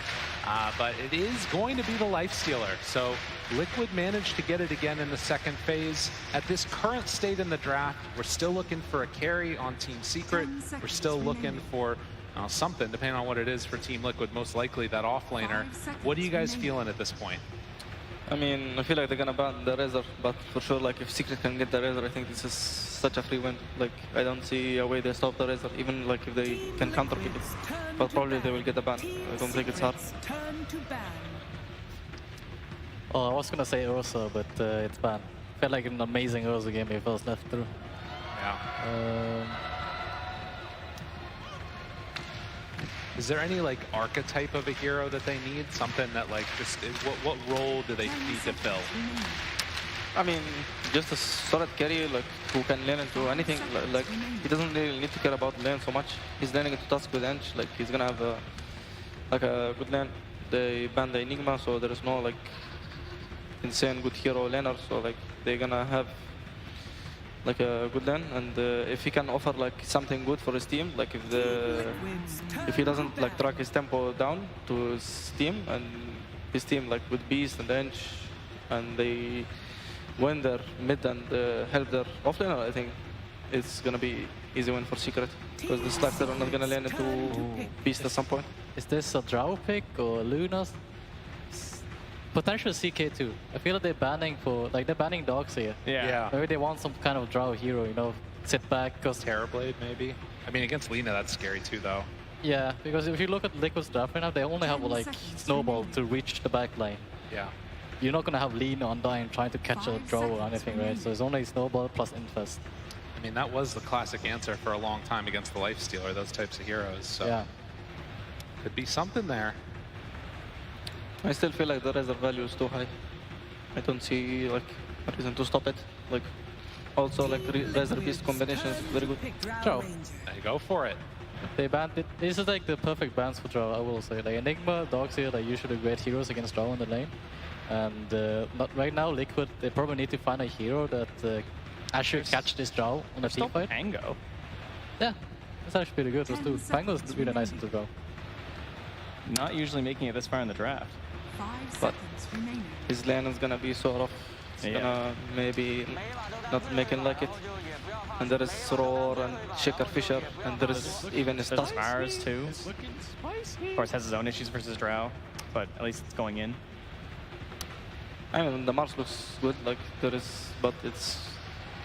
Well, we're seeing some speeches out there as I think that they know what they're going to pick and just taking the time now to get ready, hand over heart. They're ready for what could be the last game in this tournament for either of these teams. For Liquid, it could be the last game of that man's career. He's liking what he's seeing. Are they kissing? Okay, I can't tell. It's just a handshake. They're feeling it. They're trying to get the crowd on their side. They're ready. He's doing it for you. And oh my goodness, they pick themselves a brewmaster of all heroes. Everybody's got to get in there. Let's go. I guess they're getting drunk tonight. One way or another. One way or another, people are going to sip it on stuff, but we'll see. All right, so we are not going to do a coach's interview here at the end, but I want to hear from both of you who you think is going to come away with this. Cut off the biases for a second. Who do you feel like has the better drafts at the very least? I honestly think Secret has a better draft. I feel like this Drow is going to have a free game, free lane. I'm not sure how they're going to catch it. They need to find a way to kill him. For me, I see this is the battle of Brewmaster versus Beastmaster. The three of me against the hero who contains the summons. All right, well, we'll have to see indeed which of those two teams are able to come away with the victory here. The lower bracket finals, game 3. One of these teams moving on. As we get ready to hop into this one, the coaches have left, the game underway. Gentlemen, thank you so much for joining us through this whole drafting days. I feel like I've learned so much. But now it's time for us to actually get in here as get well. the heck So out of thank here. you very much. Everyone, can we hear it for Tyga and Amar? Anyone? Yeah, a lovely draft panelist. Thank you. So we get ready to go into this one indeed, and we'll see who it is that's going to be able to come away with the victory here. Team Secret versus Team Liquid. My goodness gracious, Trent. I feel like I'm just on the edge of my seat here. I kind of have been feeling this the entire day that, I mean, you look at sort of the history of these two teams, both of them with former players that are playing with each other. We're going to do a quick little last speech here moment to Matu before they went up on stage, so we're going to get into that right now. All right, guys, one last time around the bend. Let's fucking get it, yeah? Truly, I really believe in this lineup from the moment that we all got together. I really love all of you guys. I know that you guys are all smiling and it's cringe, but I really do love you guys from the bottom of my heart. Nothing that happens in this game will change that. I'm always so proud of every single one of you. Thank you for letting me be a part of this journey. Sincerely, I wish you all the best. No matter what happens, let's have fun. Yeah? Let's have a smile. No matter what happens, we smile at the end of this, yeah? We enjoy ourselves. Good. I love you, brother. Truly, it's been a fucking honor one way or another. Wait, why don't we just pick Lone Druid?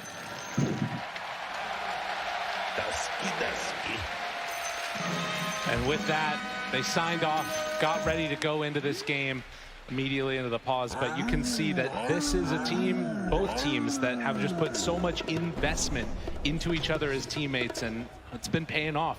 Both these teams from the lower bracket, from the last chance qualifier, and now here in the last day of TI. And again, for both of them, wanting to get some of their highest placements ever. Let's see if they can do it. Coming in here, of course, we have a couple different game plans going on right now. A couple heroes that are new to our series right now. Of course, that Invoker that everyone loves so much, being cheered for, that Lina early on in the phase. But a common trend throughout this tournament has been this big ranged damage core and trying to get to that back line, trying to find these big ranged damage dealers. For Liquid, they're going to have the Lina in that capacity. But for Team Secret, they've got sort of a dual action happening here. Of course, they're going to have Nisha on this Invoker, and of course, Chrysalis on the Drow Ranger. So a lot of heroes and a lot of backline plays Liquid need to look to do. And it can be very tough. They're going to be extremely reliant on that split coming through, trying to find their way there, of course, with the Storm Bandit. A little bit of an XD there to start us. That's always how it goes. They'll sort it out here in just a moment, but you can see not the highest win rate in the world on this Invoker, but a ton of really standout moments. And moments, I think, when you combo that together with the Earthshaker, with the Beastmaster, there's so much potential to just explode these heroes in a moment. And in a way, that's something that Brewmaster can kind of be, you know, an answer to. If you don't kill him in that burst, suddenly that fight's going to go Liquid's way.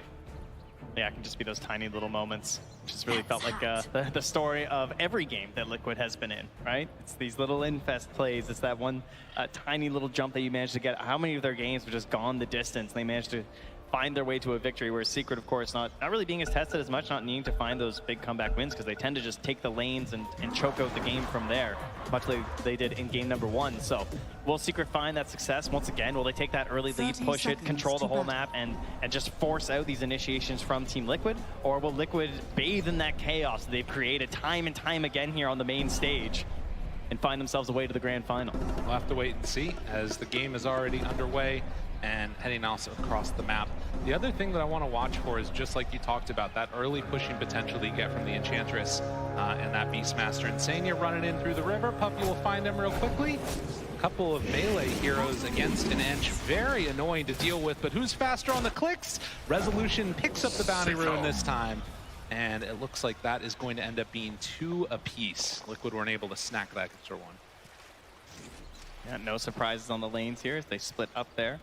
I guess maybe a little bit in terms of Puppy coming up top there and playing with the Beastmaster, but this is just a solid combo. And, you know, Zayas can play a little bit more defensive on the Earthshaker, so pull back the wave, set things up for the Drow. And seeing the fact that it is the Brewmaster at the end with the Tusk, that probably gave them a little bit of comfort in this setup as well, knowing that there's not a whole lot they can do to Chrysalis, right? Like, what's going to stop him from farming? And typically, Earthshaker is someone who can struggle in that position 5 role, unless he's a strong laner like this in the Drow Ranger. There's not many heroes that can actually provide so much comfort to an Earthshaker like a Drow can. No, absolutely. And that coverage is exactly what she's going to need to just keep hitting away at there on her own. So the lanes, as they head out across the map, Mickey playing on this Lina will try and take it to the Invoker as much as possible, but you can see that one of the issues here is they actually did swap it up. A little Shards connection onto Chrysalis, the Fissure, so a lot of blockage coming out. These melee heroes doing a good chunk of damage onto that Drow if they can manage to get on top of her. Yeah, it's important that they try and fight back right now, these earlier parts when they're attempting to punish level 1 when there's only the Shards there on the Tusk, and there's like no real threat of just jumping on his eye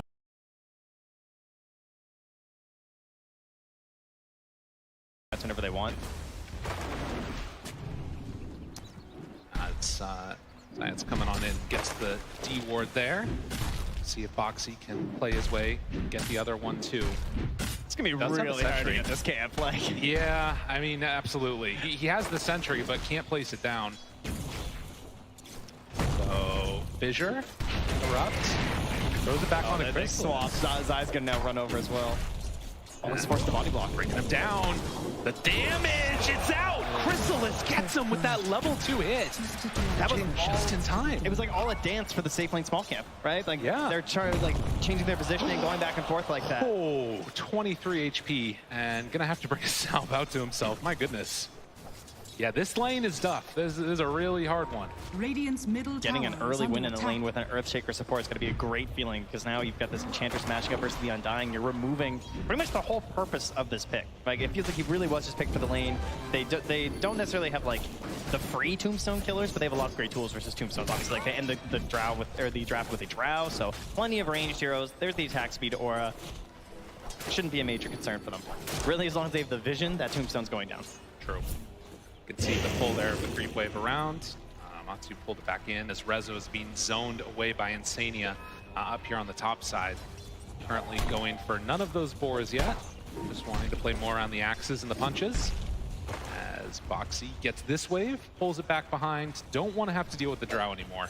And this is always going to be the answer, right? If you do end up giving up first blood to the Drow, you can do these lane pulls and make the laning stage just that little bit easier for yourself. Although Zaya, feel good though. That's a nice little job there, interrupting it. But like giving a free lane to a Drow too, just because you can't contest, is a pretty awful feeling. Oh, that's a nice play from Boxy though. Yeah. Unfortunately, they couldn't get all the melee creeps on him, so he didn't take too much damage from that. Yeah, Drow definitely free game so far. And they're going to need to make some pretty solid rotations later here if they want to find any hope of punishing them eventually. I definitely think there's a chance to go for a kill before level 6. It should be free with the Brewmaster split, assumedly, but there's also a chance that you go for something a little bit earlier if they can get that wave away from the tower, just because they do have that Tusk initiation. Zombies? 18 HP, maybe you just needed one more there. Don't have Untouchable yet, so, you know, it's a little scary. Tania tries to get that pull off, but oh, the zombie spawn, which stops the pull. Very annoying for the Undying there. But it's just going to keep on spamming out those decays as much as possible. So at least up top's going well for Matumba Man on the side of Liquid. Bottom, a bit of a different story. Zai trying to make his way out of here. Did switch over form for that Drunken Brawler. Can he get away from him though? A couple more punches and Boxy there to play interrupt. Yeah, it is not a lot of evasion early on. Storm Brawler gets him up to just the 5% there, 15% rather. Huge evasion. Yeah, it's not great. So again, this lane gonna be a tough one, but you can see the Beastmaster also struggling. 5 minutes in, they bring on in the big creep. And Puppey, in combination there, is actually going to get some pretty good damage onto Insania. That forces him away. Radiant's courier Matsu has been finds a courier killed. just sitting there. Puppey had Radiant's left it courier hanging out has been there, so killed. great grab there. Besides, also losing the courier at the same time. These waves around, Matumba Man trying to chase and Radiant's stop the top tower creeps is from under being attack. stolen away from his lane there. And again, because Undying had to back away, they actually don't even manage to come and contest. Nobody wants to lane is what I'm seeing. Chrysalis is chasing Boxy through the jungle. You know, they got the pull into the small camp here now. Chrysalis can farm that up. All just playing a little bit passive at the moment. Is a little rotation in the mid lane here though, but that is a level 6 Invoker. Got a couple tools handy here. Will they be able to find him, bring him down? A couple punches, Nisha caught. Drops it, the Sunstrike. Mickey takes some damage, but it won't be enough. And that is before level 6. Yeah. So no one was coming to help him. I thought maybe like a Fisher or something in there, but Zayas did not have the option available. No. Or at least he didn't think there could be a save for it, which is probably true when it comes to the Fisher plays, right? Fisher to try and save from an Ice Shard, it's kind of unlikely. Yeah, can't get into position there to steal away the bounty rune either. So these Boxy rotations bearing a little bit of fruit. And Zai moves over, okay. Can chase him down here. Zayat's in some trouble, throws the Enchant Totem out, a couple more punches. Boxy gets on the board as Resolution, chase underneath the tower. Matumba Man on top of him with Insania. They bring down Rezo to boot. Surprising, a couple kills across the map there. I feel like Insania's struggling a bit in this lane. Sunstrike's not there, but the punches coming from Puppey, and the Wolf managed to clean up. So 6.5 minutes, and already the lane's starting to break down a little bit more as the battles ensue. Yeah, the constant has been Matsu though, just constantly on the wave, never really being forced off here. 41 and 11 as he leads the board in terms of the CS, and well ahead in net worth now as well. Seeing if Nisha can get up to that Hand of Midas as quickly as possible. He is going for this Exort build, so he's going to rely upon these Sunstrike kills Missing a couple of them there, you know, not the biggest deal in the world. Those are things that would really just accelerate his farm up, but we'll have to wait and see. When the Roar comes out, though, as well as the Helm of the Dominator, there's going to be a lot of damage coming from Rezo in combination with Puppey. They can just bring a secondary creep. They can really get some big chain stuns going if they want, and it should be free picks at that point. And then on the other side, for Team Liquid, you're looking for the level 6 on Zai, right? That first split, Chrysalis, I'm sure, is going to be well aware that is a big opportunity for them to go for a kill. We might see a little bit of babysitting from Zai in that situation. But the other TPs to save, like Puppey doesn't have a whole lot of tools that can really do much when the Brewlings come out, so it's going to be based off of the intuition of Chrysalis to survive. Matumba onto Rezo. TP's coming in though. Needs to be careful. Infest and the runaway. They're going to lose Boxy there as Chrysalis heads on out of lane, but they do get away on Matumba. Force that rotation though, but again, that's Chrysalis, right? He saw an opportunity to get out of that lane because he knows what's coming, right? Yes. So better than just waiting for it and having to like run to the jungle. You're a drow, that's not really ideal. You'd much rather take this swap, come up top, avoid the brew split, and start farming here instead. Keep that net worth moving upwards, and so you have this dual core of the Invoker and the drow staying strong. All right. Kind of weird for Rezo though, because he's playing a Beastmaster. So now like he's still farming towards his helm. Now there's like a drow in his lane, you know? Yeah, that part does feel a little bit different. And the other thing about this is we're seeing the Lina just head on back and farm up the jungle too. I was wondering if after getting that ulti online, if she was going to start rotating around, getting some kills, but Mickey opting to just go into the jungle and farm and gets that perfect neutral item for the Lina. Very trinket. It is cool that Rezo has the 3 points in the axis though, so he's just like farming up stacks right now while Chrysalis takes his lane. He's not going to fall behind too much. Now they could even go for a smoke play with the Roar if they want to as well. Again, with Puppey's creeps. Can chain quite a few, I can pretty much kill anyone actually. Maybe not Matsu, but with the help of a Sunstrike, he's still gonna be pretty tanky and hard to grab. But anyone else is gonna be a pretty free grab. Right. And of course, those infest plays are something you're gonna have to watch for later on. So many units that can get turned into an escape route for that life stealer. I almost feel like Zai's like kind of annoyed down here. He's just like, I want to kill someone. Can I please? Like someone show, you know? All his other heroes he's been playing, he's able to like push this tower, he's given this space. It feels like he can immediately start pressuring somewhere else on the map, but instead he only really has the creeps to deal with at the moment. Right. And is going to be able to farm pretty well on that brew. Something that you like to see. If you can get into a couple of those later islands, we've seen some of them go for the Wraith packs. Obviously the Aghanim Scepter, not as good as it used to be, but still very strong. Oh, debatable. Might be better. Sanya, well, he's dead. Can they find anything after, though? Resolution in some trouble as Boxy moves in, so they use the Roar to kill off the Undying, but they get punished pretty heavily on the other side of that. Yeah, hoping to catch a couple of their core heroes there, obviously. That's why Zai's coming up here to try and get the split off, but not going to find it. And I'll tell you who had it. What? I mean, he would have taken the Invis rune. You know? All right. Yeah. Lets him know how he feels about That's right. I like how he tips him, too. That's yeah, awesome. That's right. You think I wouldn't? Dude, you see something new every time at this TI. Oh, and behind the rest of the split. They do not have a Laguna Blade. I don't know how it happened, but it's not there. It turns out they don't need it. Nisha goes down. Oh my goodness. Dude, that was sick. Yeah. This is all just cover though, because Zayat's got a free lane bottom for a couple waves. All right, that's the secret to the Earthshaker players. You got to feed some of your teammates a little bit, right? Got to get that early blink dagger. Very important that you find the time for this hero. Okay, what is Insania doing? How did he just kill a courier down there? He's hanging out, man. Who is this man? And moving in from behind. Zayat's there. They don't have Bruce Split anymore, but the Echo! Oh, but the snowball save. Can they get him out after? Mickey's got to run, but Puppey's there for the slow. LSA connects onto 2. Sunstrike out. It is going to be enough with the hits from Chrysalis. Oh, Insania. He did not know whether he should come in here. He thought about backing up, and he's like, oh, I'll throw a tombstone. Maybe I'll do something. But I think in the end, he knew that was going to be a tombstone feed. So unfortunately, he kind of just adds on to the bounty.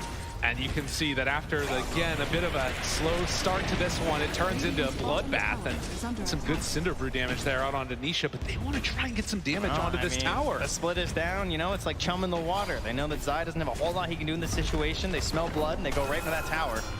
TPs could come in soon. They have to be careful about this one. Rally the dead. But no, that is the power of this bench. You get that troll creep, you run on in, you take the tower. Oh, how about that though? An instant smoke as well from Zayat and Puppey. They're gonna start moving up towards their Beastmaster because Rezo, of course, has the Roar up and ready, has the Helm creep. So if anyone tries to contest this tower, again, no split. They're not too worried about it. And this, the replay on the Laguna. Wow, a man. Dude, the eyebrow raise is too good. Oh, I love that. Okay. Was not expecting That's that the most one. emotion I've ever seen from Nisha, you know? You're not wrong. Oh, silent killer usually. Well, the salvo damage that we had towards mid, it looks like Liquid want to make the move again. After losing their mid-tier 1 tower, they will head on in and claim one of their own. Radiant's middle With tower has Vlad's fallen. already done on that brew, a couple of smokes purchased. Watch for those blink timings. Good. I like that play from Liquid too, sort of like posturing mid with a lot of units, a lot of heroes coming in there, and just knowing they have the split coming up in just a second as it's now available now. So Secret not feeling like they can really contest that, as they're just going to keep Chrysalis farming up the jungle, and now, you know, Zayat, he's just going to try and like find that farm somewhere. Be it Shard, be it Blink. It looks like he's probably not as confident getting the Blink this game. Feels like he just wants that early Shard instead. Right. But it's like so strong for stalling out these fights, of course, to try and provide all that space that you can for an Invoker and a Drow. But if you're not getting the Blink first, like, it doesn't even feel like that worth it, you know, as a hero. I feel like that's where you really get the value of the 4 Shaker. I know, it can be an issue. Something to be a bit concerned about is Chrysalis is farming up those Ancients. If you can't get that initiation off, start to feel much less valuable in these fights. But of course, like you talked about, that extra damage that you get from those Sunstrike Laters could help to mitigate that a little bit. As we have this stall out period, and you got to imagine that Nisha's going to be happy about this. Building towards, you know, his next item is actually going for a 4-staff after that Hannah Midas. So more tools to get that separation away from particularly the Lifestealer. Yeah, it's like the counter to Team Liquid, right? They just keep picking Tusk and Lifestealer. Right? So just every game, it feels like just more and more and more staffs. I'm sure Puppy's feeling the same way. Indeed, he is. Stack those up. It's great to have it on the Drow, too. So likely to be another game where it's going to be something they're going to have to contend with on Liquid. Well, in the jungle, they find each other, looking for a high five. Zayat, is he feeling friendly today? You got to be careful if he's a chant totem, he high fives you. Oh, yeah. It hurts. Oh, I got it. Yeah. No high five. Smoke up from Zai and Boxy. They're hunting to try and find the Beastmaster. Like, can you even kill this right now? Back behind. Oh, I can't get it. No, but look. The chase, it's there. Rezo thinks it's all good and well, but the chase, they catch him. Stone, couple more punches. The creep buying some extra time. Well, Chitone doesn't do anything with that Echo to get away from him. Tombstone down. Chrysalis is there, though, and that's going to be enough to kill off Boxy. Insania has to run, but Mickey, he's got a DD. Moves in, finds Science, gets that kill. Now Puppy trying to get out of there. They have to lift up on Anisha. Drops the meatball, but it's not enough. Nisha in trouble. Couple more hits, he dies. Zai on a killing spree as they look for Puppy, but Chrysalis wants to move forward. Insania trying to take up a bunch of those hits as he can, and Mickey gets the double kill. That's 4 already dead. Zai on top of Chrysalis, hits the stun. Mickey there. Mickey wants the kill. They're diving behind the towers. Resolution, he's back in. Have they gone too far? Liquid in, very deep. Another TP in. Zayat is back alive. Mickey hopes to escape, but there will possibly be an escape. No. Zayat cleans up. Oh, he bought us BKB though. And he was able to buy out. And to think that all starts from just 2 heroes smoked in. They're getting so much into these early brew splits, which is really the key to them getting this victory. Now, you can definitely see these moments where they bait out the brew split and you're able to get away, but the shards are really helping those situations. They forced that fight on top of Rezo, and Zayat even felt committed, of course, to hop in there with the Echo, but it wasn't enough to turn things. Does have his shard as well, though, so he can continue to like try and stall these fights, try and force some good Sunstrikes as well there from Nisha, but great plays from Liquid. And now they have 2 humongous item powers when they come into these next fight. They're going to have that BKB on Mickey's Lina, as well as that Wraith back now on Zai. But much like the Tombstone, again, it is an issue where they do have good tools versus it on the side of Team Secret. It won't necessarily be that big, like, dominating Wraith back this game. Yeah, and you can see here just the amount that he's getting done on this brew. Zai has had a tournament that's sort of been a lot of great moments, but also a couple where he's had to sacrifice as we get into another battle. And Nisha found Lifestealer right on top, didn't stand a chance. The way they're grouping and playing with this splitless brew is so good, right? They just now take that fight. He does have the brew split back for another 15 seconds. They immediately move into the roast pit with the Deso, with the Vlads, all these items stacking up together, and the Tombstone drop instantly. They're into the pit now. Puppy is down bottom, just trying to push these waves out. I don't know if they can come and contest this. They had the vision. They saw it all go down from the side of Team Secret. But with no Blink Dagger, no nothing from Zayats, it's too hard to walk into this pit. They got Hawk in a few seconds here, but no, there's no way they get there in time. They tried, but they will not succeed. And Zai now there to slow him down. The enchant to back away. Still have to be careful about running up high ground into no vision. And Insania, he's going to get punished for the hubris. All the soul rips have been pretty incredible from him so far, maxing that out first, getting lots of saves in these fights, and he'll just go down there. He helps his allies escape. So what do they escape with? They get themselves an Aegis onto their Lina. They still have the split available. So when he's back up on Insania, they can start to move their way onto that Radiant side of the map. And with that death onto Nisha, of course, and he's 0-4-0 on this Invoker. He's got Midas and Force Staff. It's not exactly the dream game for the hero, but his levels are starting to add up. Philly picked up now. You know, you end up in these situations that I was sort of talking about, the mental stability that it feels like this team's been able to keep up there. They're gonna have to make another move here from Secret in a little while, see what they can find across the map. They have that shard ready on the Earthshaker, but it does still just feel like they need more time.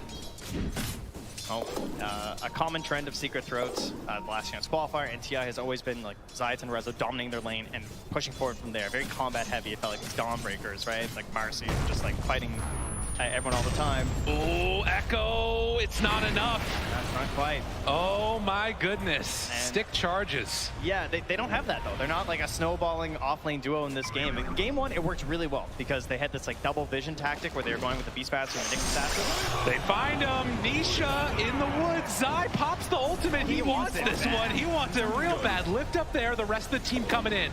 Back behind the tower. Mickey going into this fight with half HP. They time it perfect. Nisha gets brought down. Liquid, they are feeling themselves here. Again, we talk so much about Puppy and the consistency that he's had. Zai is another one of those players. He's been to so many different TIs, but if they win this game, this will be his highest placement ever. Well, they're still able to grab it despite Zayats running away with the creep wave. I was kind of wondering, like, where's the Fisher save? And he's just running. He's got wave after wave. And Boxy not even going to bother trying to chase him or cut him off. They're just moving elsewhere on the map. They want a bigger prize for themselves. 19.5 minutes and a 4,000 gold lead. These little mid-game leads can be so dicey, though. We've seen some that have fallen apart very quickly, and is this going to be one of them? Got to be careful.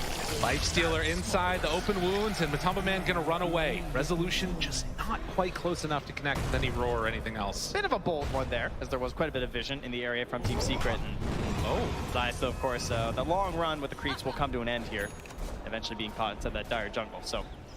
Game one, similar situation, Beastmaster, right? They're able to take so much of the map over from the side of Team Secret because of the way he pushed through that top lane, established good vision up top, and they just played around that area. This game, Crystallis take the top lane instead. Rezo's not able to really like establish that big point, and Liquid just catching all these great fights with the Brewmaster has been so important for them. And Secret, they're really lacking that vision. They don't really know, until Liquid cross the river, they're not really sure what they're up to.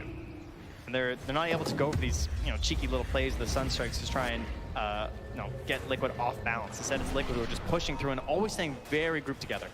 Matumba Man showing, and Zai also showed for just a moment. This smoke, it's going to be broken immediately. Zayats, he's in an awkward spot now. Insania is there to break it. Tries to find one. Rage immediate turn for the kill. So they will get the Undying. Yeah, Liquid don't want this fight. Secret are throwing all the resources at it once again. Game 2, Crystallis was really trying to get involved in as many fights as possible to try and get his team to a solid position. He's doing that once again. These TPs up here, trying to find these engagements when he can, then moving back to farm when it looks like the fight's not going to happen. Liquid there, of course, can be a little bit pickier with their fights, but with another minute left on the Aegis, and not getting another tier 2 could be kind of nice if they wanted to. For now, they just seem comfortable going to that next round of items, BKB, potentially on Matu. That blink done on Boxy. They're getting into the Agnum Scepter next for Zai. I hope so. I hope it goes that over the blink. Blink's obviously really cool, but, the eggs. Oh, yeah. Oh, nice LSA, connection, Force Staff, keeping his buddy alive. This is why Nisha invests in this. And with that lack of connection on the kill, Zayats actually spots out these wards that were just placed. So Crystal's going to come on in and take those away. D ward going on, so all vision gone. So the main benefit of the Agnums, at least to me, would be Zai having the Wind Panda all the time, right? Like the Wind Brewling constantly able to go for the Dispel to kill out these summons, because it's always been like a counterpoint that the Brewmaster has, but it's only during the ulti. Whereas now, when you have this Agnums, you can actually do it constantly. Walks up the hill. Aegis about to expire. This fight could get a little bit dicey here if they're not careful. Silence out, in trouble, he's gone. Meanwhile, Boxy jumps in, Matumba Man right on top now. Chrysalis, who gets force-sapped off of the cliff. In that separation, LSA spots the ward. They need to take that down, so no more vision. But the stun, the control, it's on to both of them. Nikkei gets the BKB off. Matumba Man turns. No infest to get him out, but they find Nisha. Couple more hits. They bring him low, but can they bring him down? No! Nisha, he survives. Insania gone. Secret strike back in the biggest way. Liquid just going a little bit too far there. The Dreams start to a fight as they take down Zai right away. No chance bringing out the ultimate. Despite getting down the Wraith Pack, it didn't reduce enough of that damage.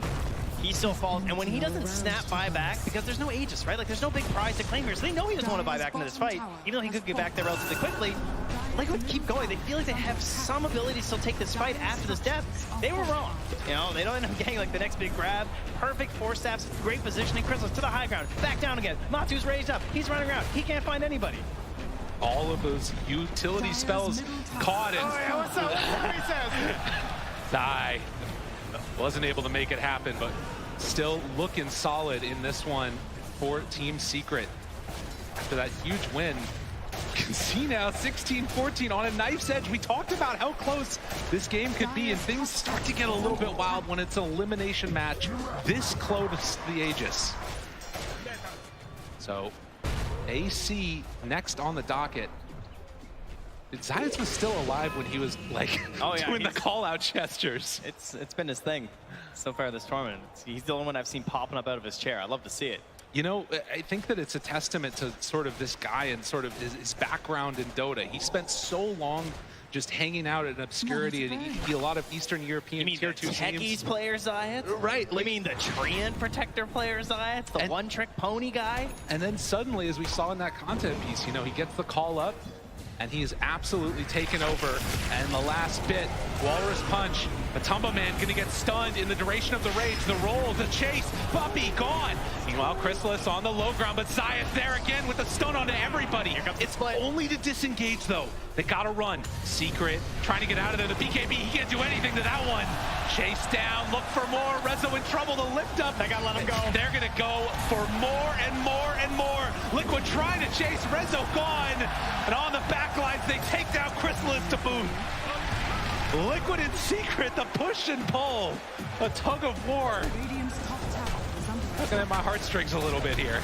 Everything just from the beginning of these fights, and part of that coming down to the fact that we don't have those BKBs on the side of Secret, right? So it either starts well or it goes really poorly. They chase for more as they're going up to the high ground there. Nisha trying to stop this push. Tornado, anything he can use. 20 seconds until the rest of his team is back up. That second Roche is available, though. They could go back and claim that here as a very quick spawn.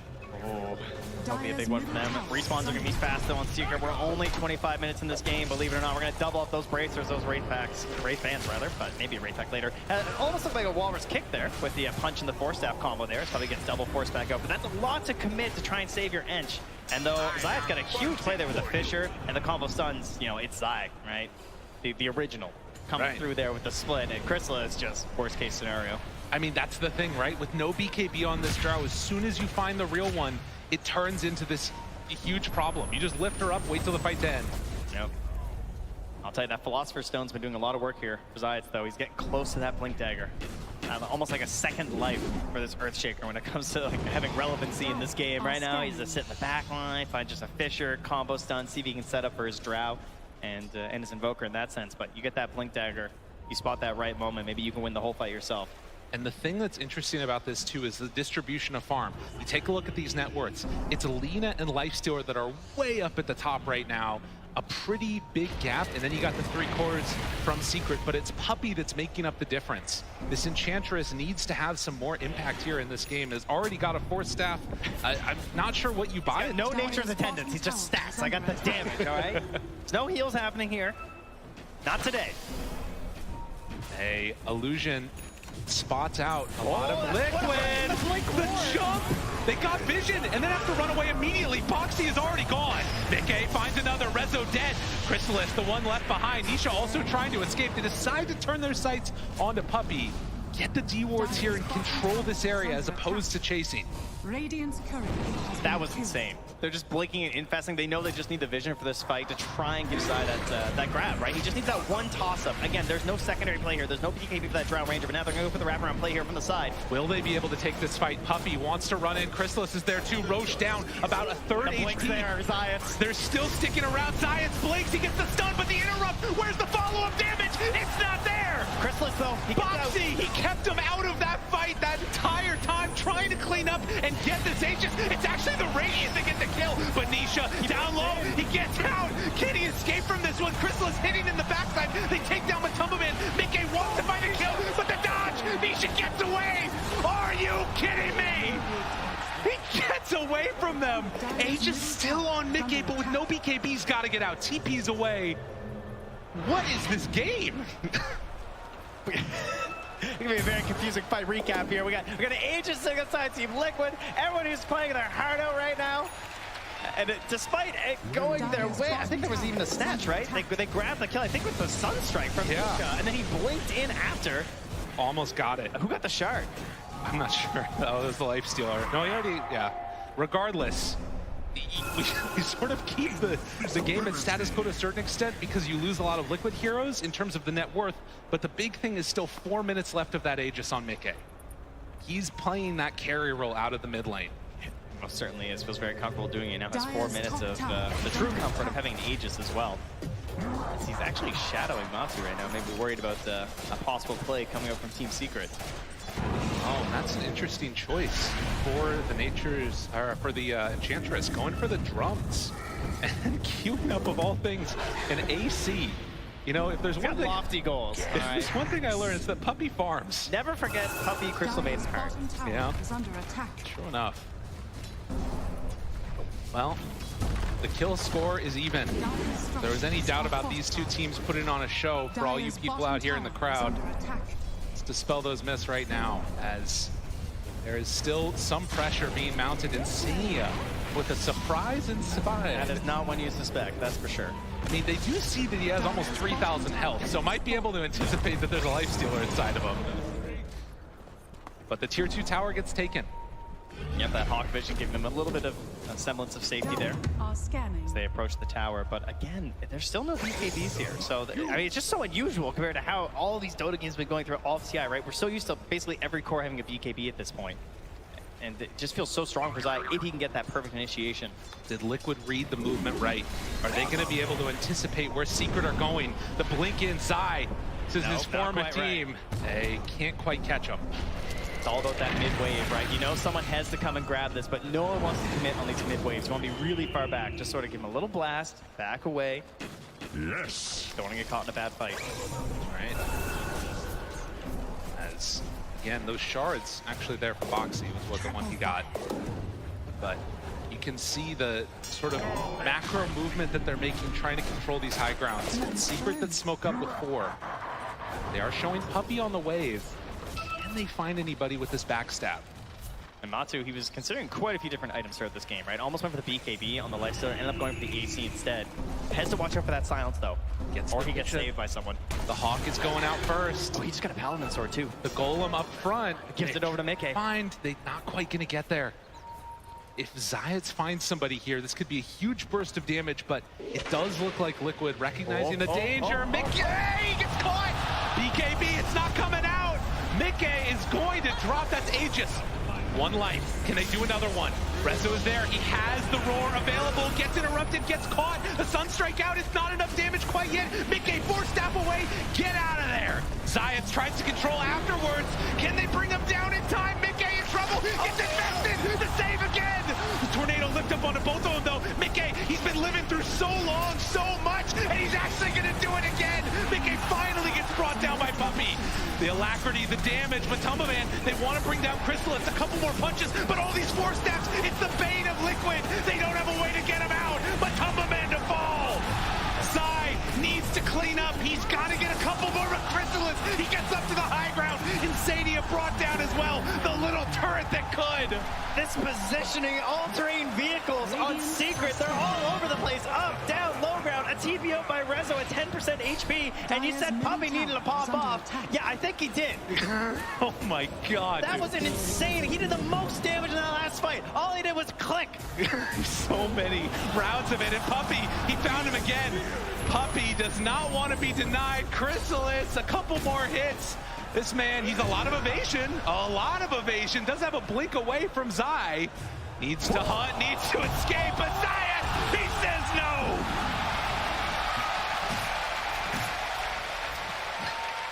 Puppey is taking his fate into his own hands here. He's like, I'm breaking this curse. I'm going all the way. And oh yeah, okay. That is exactly what they needed right there. Suddenly this lead gets bursted open to 7K gold. And you can see all the save Mickey, and it wasn't enough, even through 2 lives. That was only 2 minutes ago. Right? It feels like a lifetime at this point. Obviously, a pivotal turning point for this whole game. Just such a simple thing, too, right? Like catching this Aegis, but it just means that now you're going to get this fight on an even footing for Team Secret, right? Finally finding that moment that they needed. They don't have to play around with this Aegis for the next 4 minutes, chasing them around the map like this. And just so many clutch and tiny moments. And again, it's all about the positioning, right? These 4 staffs, so valuable from Secret. And Rezo at the top of your screen, you can see right now, he actually just barely escaped from Zai being chased down. Oh my goodness. That was so close. And then Puppey, like, you know, you heard Tiger talk about during the draft, right? He's just, you know, Ench really doesn't care about undying. Because as you can see, he's got a whole posse just following around this entire fight. And they don't really do anything. That's right. And as you said, he did the most damage in that fight, Puppey, on the Enchantress. Now, looking at the next couple of minutes here for Liquid after losing that Aegis, I mean, there's still 2 minutes till it's capable of respawning. It's not like they're incapable of fighting, but the fights cannot stop or start with Mickey getting caught. A Puppey AC done. Yeah. All right. Yeah, that was a lofty goal, I believe we once said. Oh my god. He is so far out. Usually you buy AC on your lifesteal, you don't really expect to be countered by the enemy Ench at 34 minutes with the counter AC, but there you are. And the DD, he wants to take it. No, there's no way. There's no way. All right, crowd, settle down. Yeah, all right, relax. All right. We must affect the weapon. All right, so we'll see now. Silver Edge already in hand for the Lina. Some really good vision. Look at that ward there. One is giving all the info that they need. Matumba Man hit. Can they blow him up? Oh, the reaction gets him out of harm's way just in time. And, well, the roar, the chase needs to get out of there. Save! Boxy, get him out. Can they do it? No! The invest came too late. Mickey can't stop this train either. Disarmed, running away. Nisha there with the ice wall. Tries to shards, but no! Boxy 2 will fall. He hit him with the ice fireball. Get the ancient ice shaman in on this. My goodness, Secret. They were kicked out of this last time. They were not able to go all the way to the grand finals. They were so close. He was so close to investing back in the Boxy too. It was just one big crit there from Chrysalis, you know. The item, he gets better rolls than anyone else actually. And so seeing it right there. Unable to get that save. Liquid have to hold here. Secret not wanting to give him the time of day. Look at Puppey just punch away the edge so strong with that Grofo too. Getting buildings, Liquid, they don't have the answers yet. They need the rest of their team to fight this. Watch and wait. Zayas jumps in, the roar, Mickey, they're all in him, the snowball to try and turn and try and get away. Still got stacks. Gets a little bit out. As the Silver Edge for the break. This tombstone, the zombies slowing him down. Pack 2, a couple more punches, but the control, Zion, he's onto both of them. Mickey gets the BKB off. Matumba Man wants to chase Chrysalis. BKB runs out. Zai thinking about still extending this fight. It's too dangerous. So Liquid are gonna have to lick their wounds. Secret content with taking that lane. Yeah, Liquid, a small Pyrrhic victory there, managing to find themselves one BKB charge, taking off Drow at the very least. But of course, they're going to be hanging out there looking for that Roche, and with a Beastmaster and an Enchantress on your team, you're definitely going to know when it spawns, especially if you just happen to be standing in there. So, probably going to be in the know, and we got ourselves an Aghanims too here. Hello! Hello! Hello! Hello, Zion! Hello! I think that was to the entire Dota 2 community, that hello. As he has been making a name for himself here. Uh-oh. And with that, the third Aegis, the Aghanim Scepter on Invoker. Suddenly, they are well in hand. Secret looking so good. Trying to close this out. 21K gold lead. 37 minutes in right now. They just finish a Hex too. Zayas has so much power right now. This game is going to be so hard for Liquid to pull back at this point. They've got the raid pack, but they find one. Does have the Aeon-Disc, needs to pop the ulti if he wants to get out of there. Not too much more trouble. Walrus Punch finds the back line, trying to bring down one. Resolution in some trouble. Hit from downtown. Mickey finds another, but there it is, Science! He stops him again. The buybacks come out immediately, but Tumbo Man, nowhere left to go. He's gone for 70. Secret, they see the grand finals in their sights. They want to claim this here now. Put this game to bed. The snowball is in, has to blink out on Boxy. Is there anything they got in control? Zayat's on top. He's been there time and again. Misses the Sunstrike, actually. More blinks, though. But the chase is there, and Boxy too will fall. None of these heroes up. Secret wanting to close this game out now. Objective gamers in the top lane, Chrysalis and Puppey. Taking down the buildings. Looking towards tier 4s even. They setting it up. Chrysalis, the alacrity is there. Tier 4 towers starting to drop. Does the dream run end now? Mickey 4 step away, keeping themselves alive. That's Secret. a big jump. They're low on resources on Secret right now. It's deadly. Oh, but look at that damage. This moment when you sense the victory, the Ancients exposed. Do they have enough left in the tank? Liquid, they want to survive, blows up Science, but do they have any more? The Ancient is falling, and with that, Secret are going to eliminate Liquid. They're going to the grand finals. They came down from that upper bracket for one series, and they're going right back up. They want that grand final chance once more. They want that best of 5. And a team, 2 teams from that last chance qualifier. Truly unbelievable to find them here on the stage, but only one can remain here. Unbelievable. That's the beauty of competition. There are times where it can be so good and times where the jubilation of that team. Unbelievable performance. Team Secret, they move on.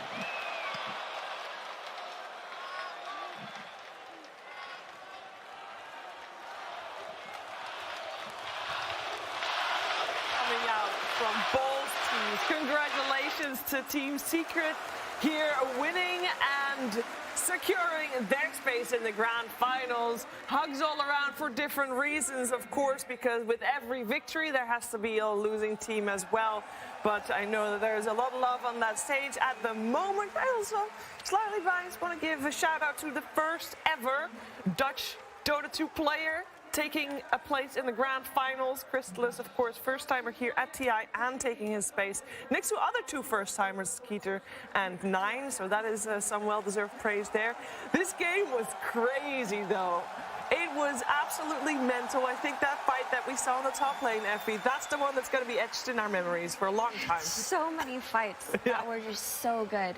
I mean, I don't even know what to say. Every year, Puppey just goes up one placement in TI. Like, it's some pattern.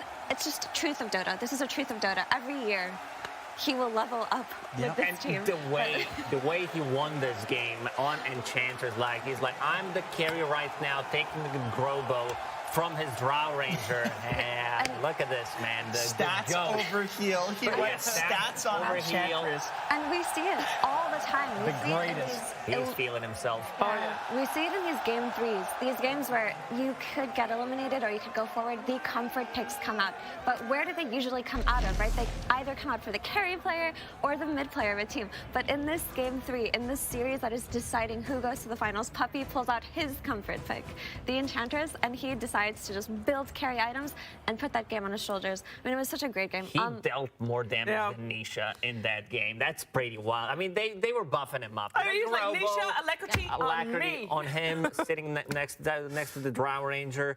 Some really good stuff from Team Secret. Like, this team had a really good, really bad season. The DPC, they were always in the middle, not being able to show what they can do on land, but overall, they showed finally at Riyadh Masters what they can do with their draft and with their lineup, and showing it here on the main stage. This fight right here was such a good fight. This was the turning point of the game. It looked like Liquid was running them over. And yeah, we talk about Puppey, we talk about this Enchantress, but we have to talk about Crystalis on this Drow Ranger. He is the player who got that silence off on Brew, and then Nisha targeted all of the spells on that Brewmaster. Because Brew died first, they were able to kite around that fight to get the win. They had their first few Force Staffs ready at that point. They were able to push back, and without the Brew that early on, I just don't even know how they created this window for themselves. And then, of course, 5 Force Staffs come out afterwards. Every single hero on Secret had a There's North Force Staff. American team, 5 red Force Staff, Team Secret. It's Making their way real, into the 5 red Force Staff, 3 pikes and 2 Force Staffs. So much cutting potential against the Lifestealer, against the Shards, choosing where they want to take a fight. But also, this Drow Ranger, Crystalis, did 40k damage. I mean, his positioning was flawless. He was not getting caught out. I mean, obviously, with the help of the repositioning by the Force Staffs, he was able to do so. But in every single clutch fight near a hill, he was making sure that he could dish out as much damage as possible, but also being able to silence the priority targets. And I really have to commend him in this game because Crystalis had gotten a lot of criticisms throughout the DPC season. Was this a correct choice? Is he too young? Is he too inexperienced? The answer is no. This kid is good. This kid is so good at Dota. Yeah, he proved everybody wrong in this one. And I think, like, to me, this victory, it was all of Secret playing amazingly together. Like, Resolution, he's been the rock for this team since we've seen him on this roster. Zayat's in this game. Yeah. The individual play coming out from him, you know, predicting where people are going to go and then being there with the fissure where there are these potential clutch plays from Liquid where they can come back in the game. Zayat's is just like, no, I know exactly what you're going to do. And then on top of that, hyping his team up as well in the game. Hello. That's got that's got value, dude. That's got value, especially with Puppey with the machete on the other side. You got both sides of the angel and the devil on the shoulder. Yeah, we heard Zayat say hello to the stadium there in Singapore, and now we're going to hear Resolution with Avo saying hello to us as well in a winner's interview. No, wait till I hand. Yes, we're here with Resolution. I mean, what a game, what a series. Happening. What is this game? There was turnbacks. We first team wiped them, they team wipe us back again, like in 10 seconds. What is happening in these games? Holy my, I don't know, it's crazy. It's crazy to be part of this game. It's crazy to watch how my teammates are like forcing around and kiting the fight, and like how my Clement Ench is carrying the game. Some fights, it's like, what is happening? I'm like Beastmaster, I'm just there to roar, guy, and provide an aura and watch my teammates thrive. Yeah. We actually saw you frenzying Puppey halfway through the game. You stopped frenzying the Drow. It was all frenzy for Puppey. What was that team decision like? Like, guys, it's our Ench that's doing the damage. How did you decide that? No, I don't know. I just felt it in the moment that Clement is doing so much work that I got to empower him. With all I have. Okay. What's the reset looking like for you now as you get to the grand finals? How do you do that? Oh, I mean, I'm gonna meditate. I'm gonna meditate for sure. I need to reset completely and, go with a fresh mind into the next series. Enjoy some, 5-10 minutes, our victory, but then just straight up to the next game. We will be enjoying your victory as well, basking in the glory of that great grand finals. Anything you'd like to say as well to Team Liquid who fought so hard there? I mean, I love all of these guys. Like, I would have been proud if either of us goes to the final because I love them. They love me as well. Like, it's mutual. And William, I have such respect for this team. Actually, like all the way from the lower bracket they're on onto to be a top 3 in this event. We both came from LCQ as well. Like, I don't know, much love. Team Liquid, the organization, players, like you guys are the best, and I'm sorry it happened this way, but we'll hopefully make you proud in the finals. Thank you so much. One more thing, this flag, support for my country, please. Everybody who can do something, just please do it, and I'm gonna make my country proud as well with a performance. Thank you so much for the Rezo. Congratulations, and we'll see you in the grand finals. Back to you. Thank you very much, Avo and Rezo. Indeed, he has already made his country, his team proud with that performance. We'll see if he can also do that in the grand finals because our grand finalists are set. We only have one more series to go, and then we know who wins the cost. That is insane. It really is, and just by looking at the scores throughout 2022, Tundra had Secret's number 5 out of 6 times. So that's pretty nuts. But the grand final, Secret does have this momentum. They played 3 games. Historically, teams coming up from the lower bracket, they have this like slight advantage because they're all hyped up. They have they have just won a great series, not getting eliminated game 3, and you know, the other team does have freshness, but the team coming up from the lower bracket, like, they have this mentality that they want to win. Momentum. Exactly. And we talk about that a lot because it actually matters a whole bunch. There is a bit of an hour break, so you do need to mentally reset to go again. I'm glad that Rezo has found his method to do that because he is also no stranger to being in grand finals. Neither is Puppy. The rest has not yet been in a grand finals of TI. What is that pressure like, you think, Effie? How do you reset? Because meditation obviously worked for Rezo, might not work for everyone. I mean, it's definitely different player to player and team to team, so it's really hard to say what either of these teams are going to be thinking or doing beforehand.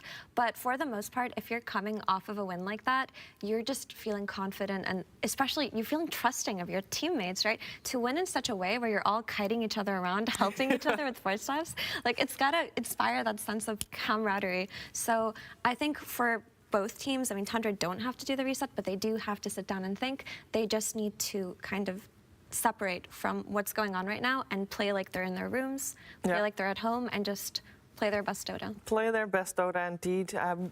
We are going to watch the best Dota in the grand finals, but we also do need to close the book on the team that came third here at this international. It is Team Liquid Jenkins. I know that they have won over the hearts of so many people. It is sad to see them out, but there's definitely a respectable position to end third. Yeah, definitely. I think probably the reason that they won over so many hearts in this tournament is, like, I mean, of course, the players, the personalities. Yeah. They're amazing. But also the fact that their games have been so tough. And we've watched them, you know, go through the meat grinder and get better. Every single time it felt like they were going to do it. Or we saw them do it, and then it felt like in the previous game, oh, this is Liquid in the game 3, this is where they go through the meat grinder and get better. Obviously, at some point, it's likely that that's going to stop when you've already done it 3 or 4 times. Going all the way, winning TI, very difficult thing to do. But, you know, yeah, hats off to them.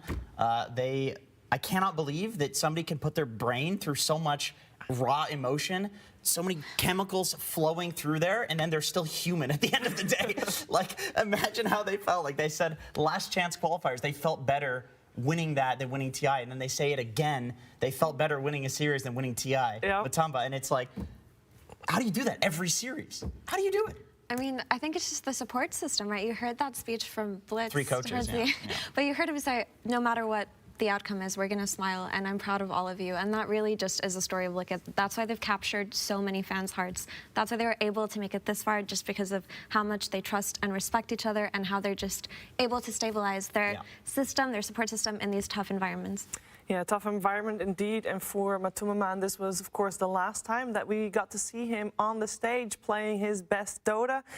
He's also the person that Ava was standing by with right now. Thank you. I'm here with Matumaman.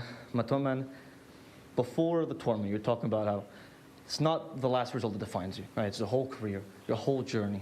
And I want to know a little bit about that. How is this chapter of your life for you? What has it meant for you to play Dota for this long?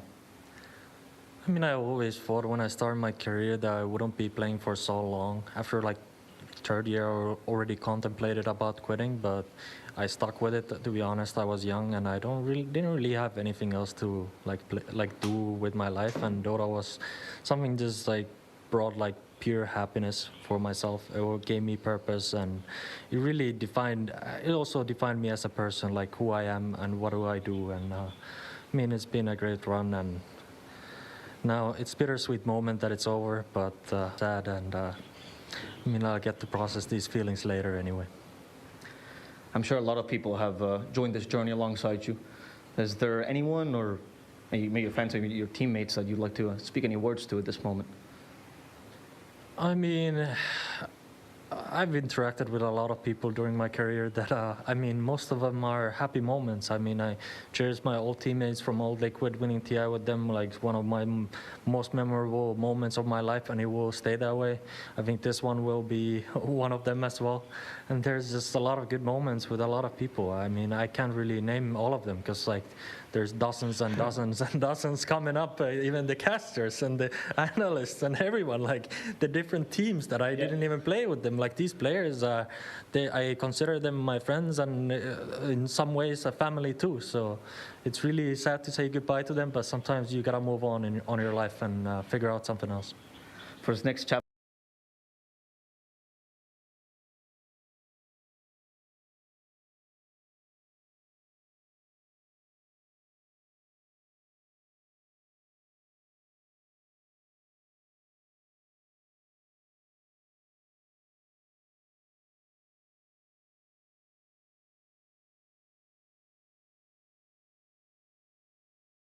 Of your life, is there anything you're looking forward to doing? Anything you're really excited to do now that, except for a while, I know.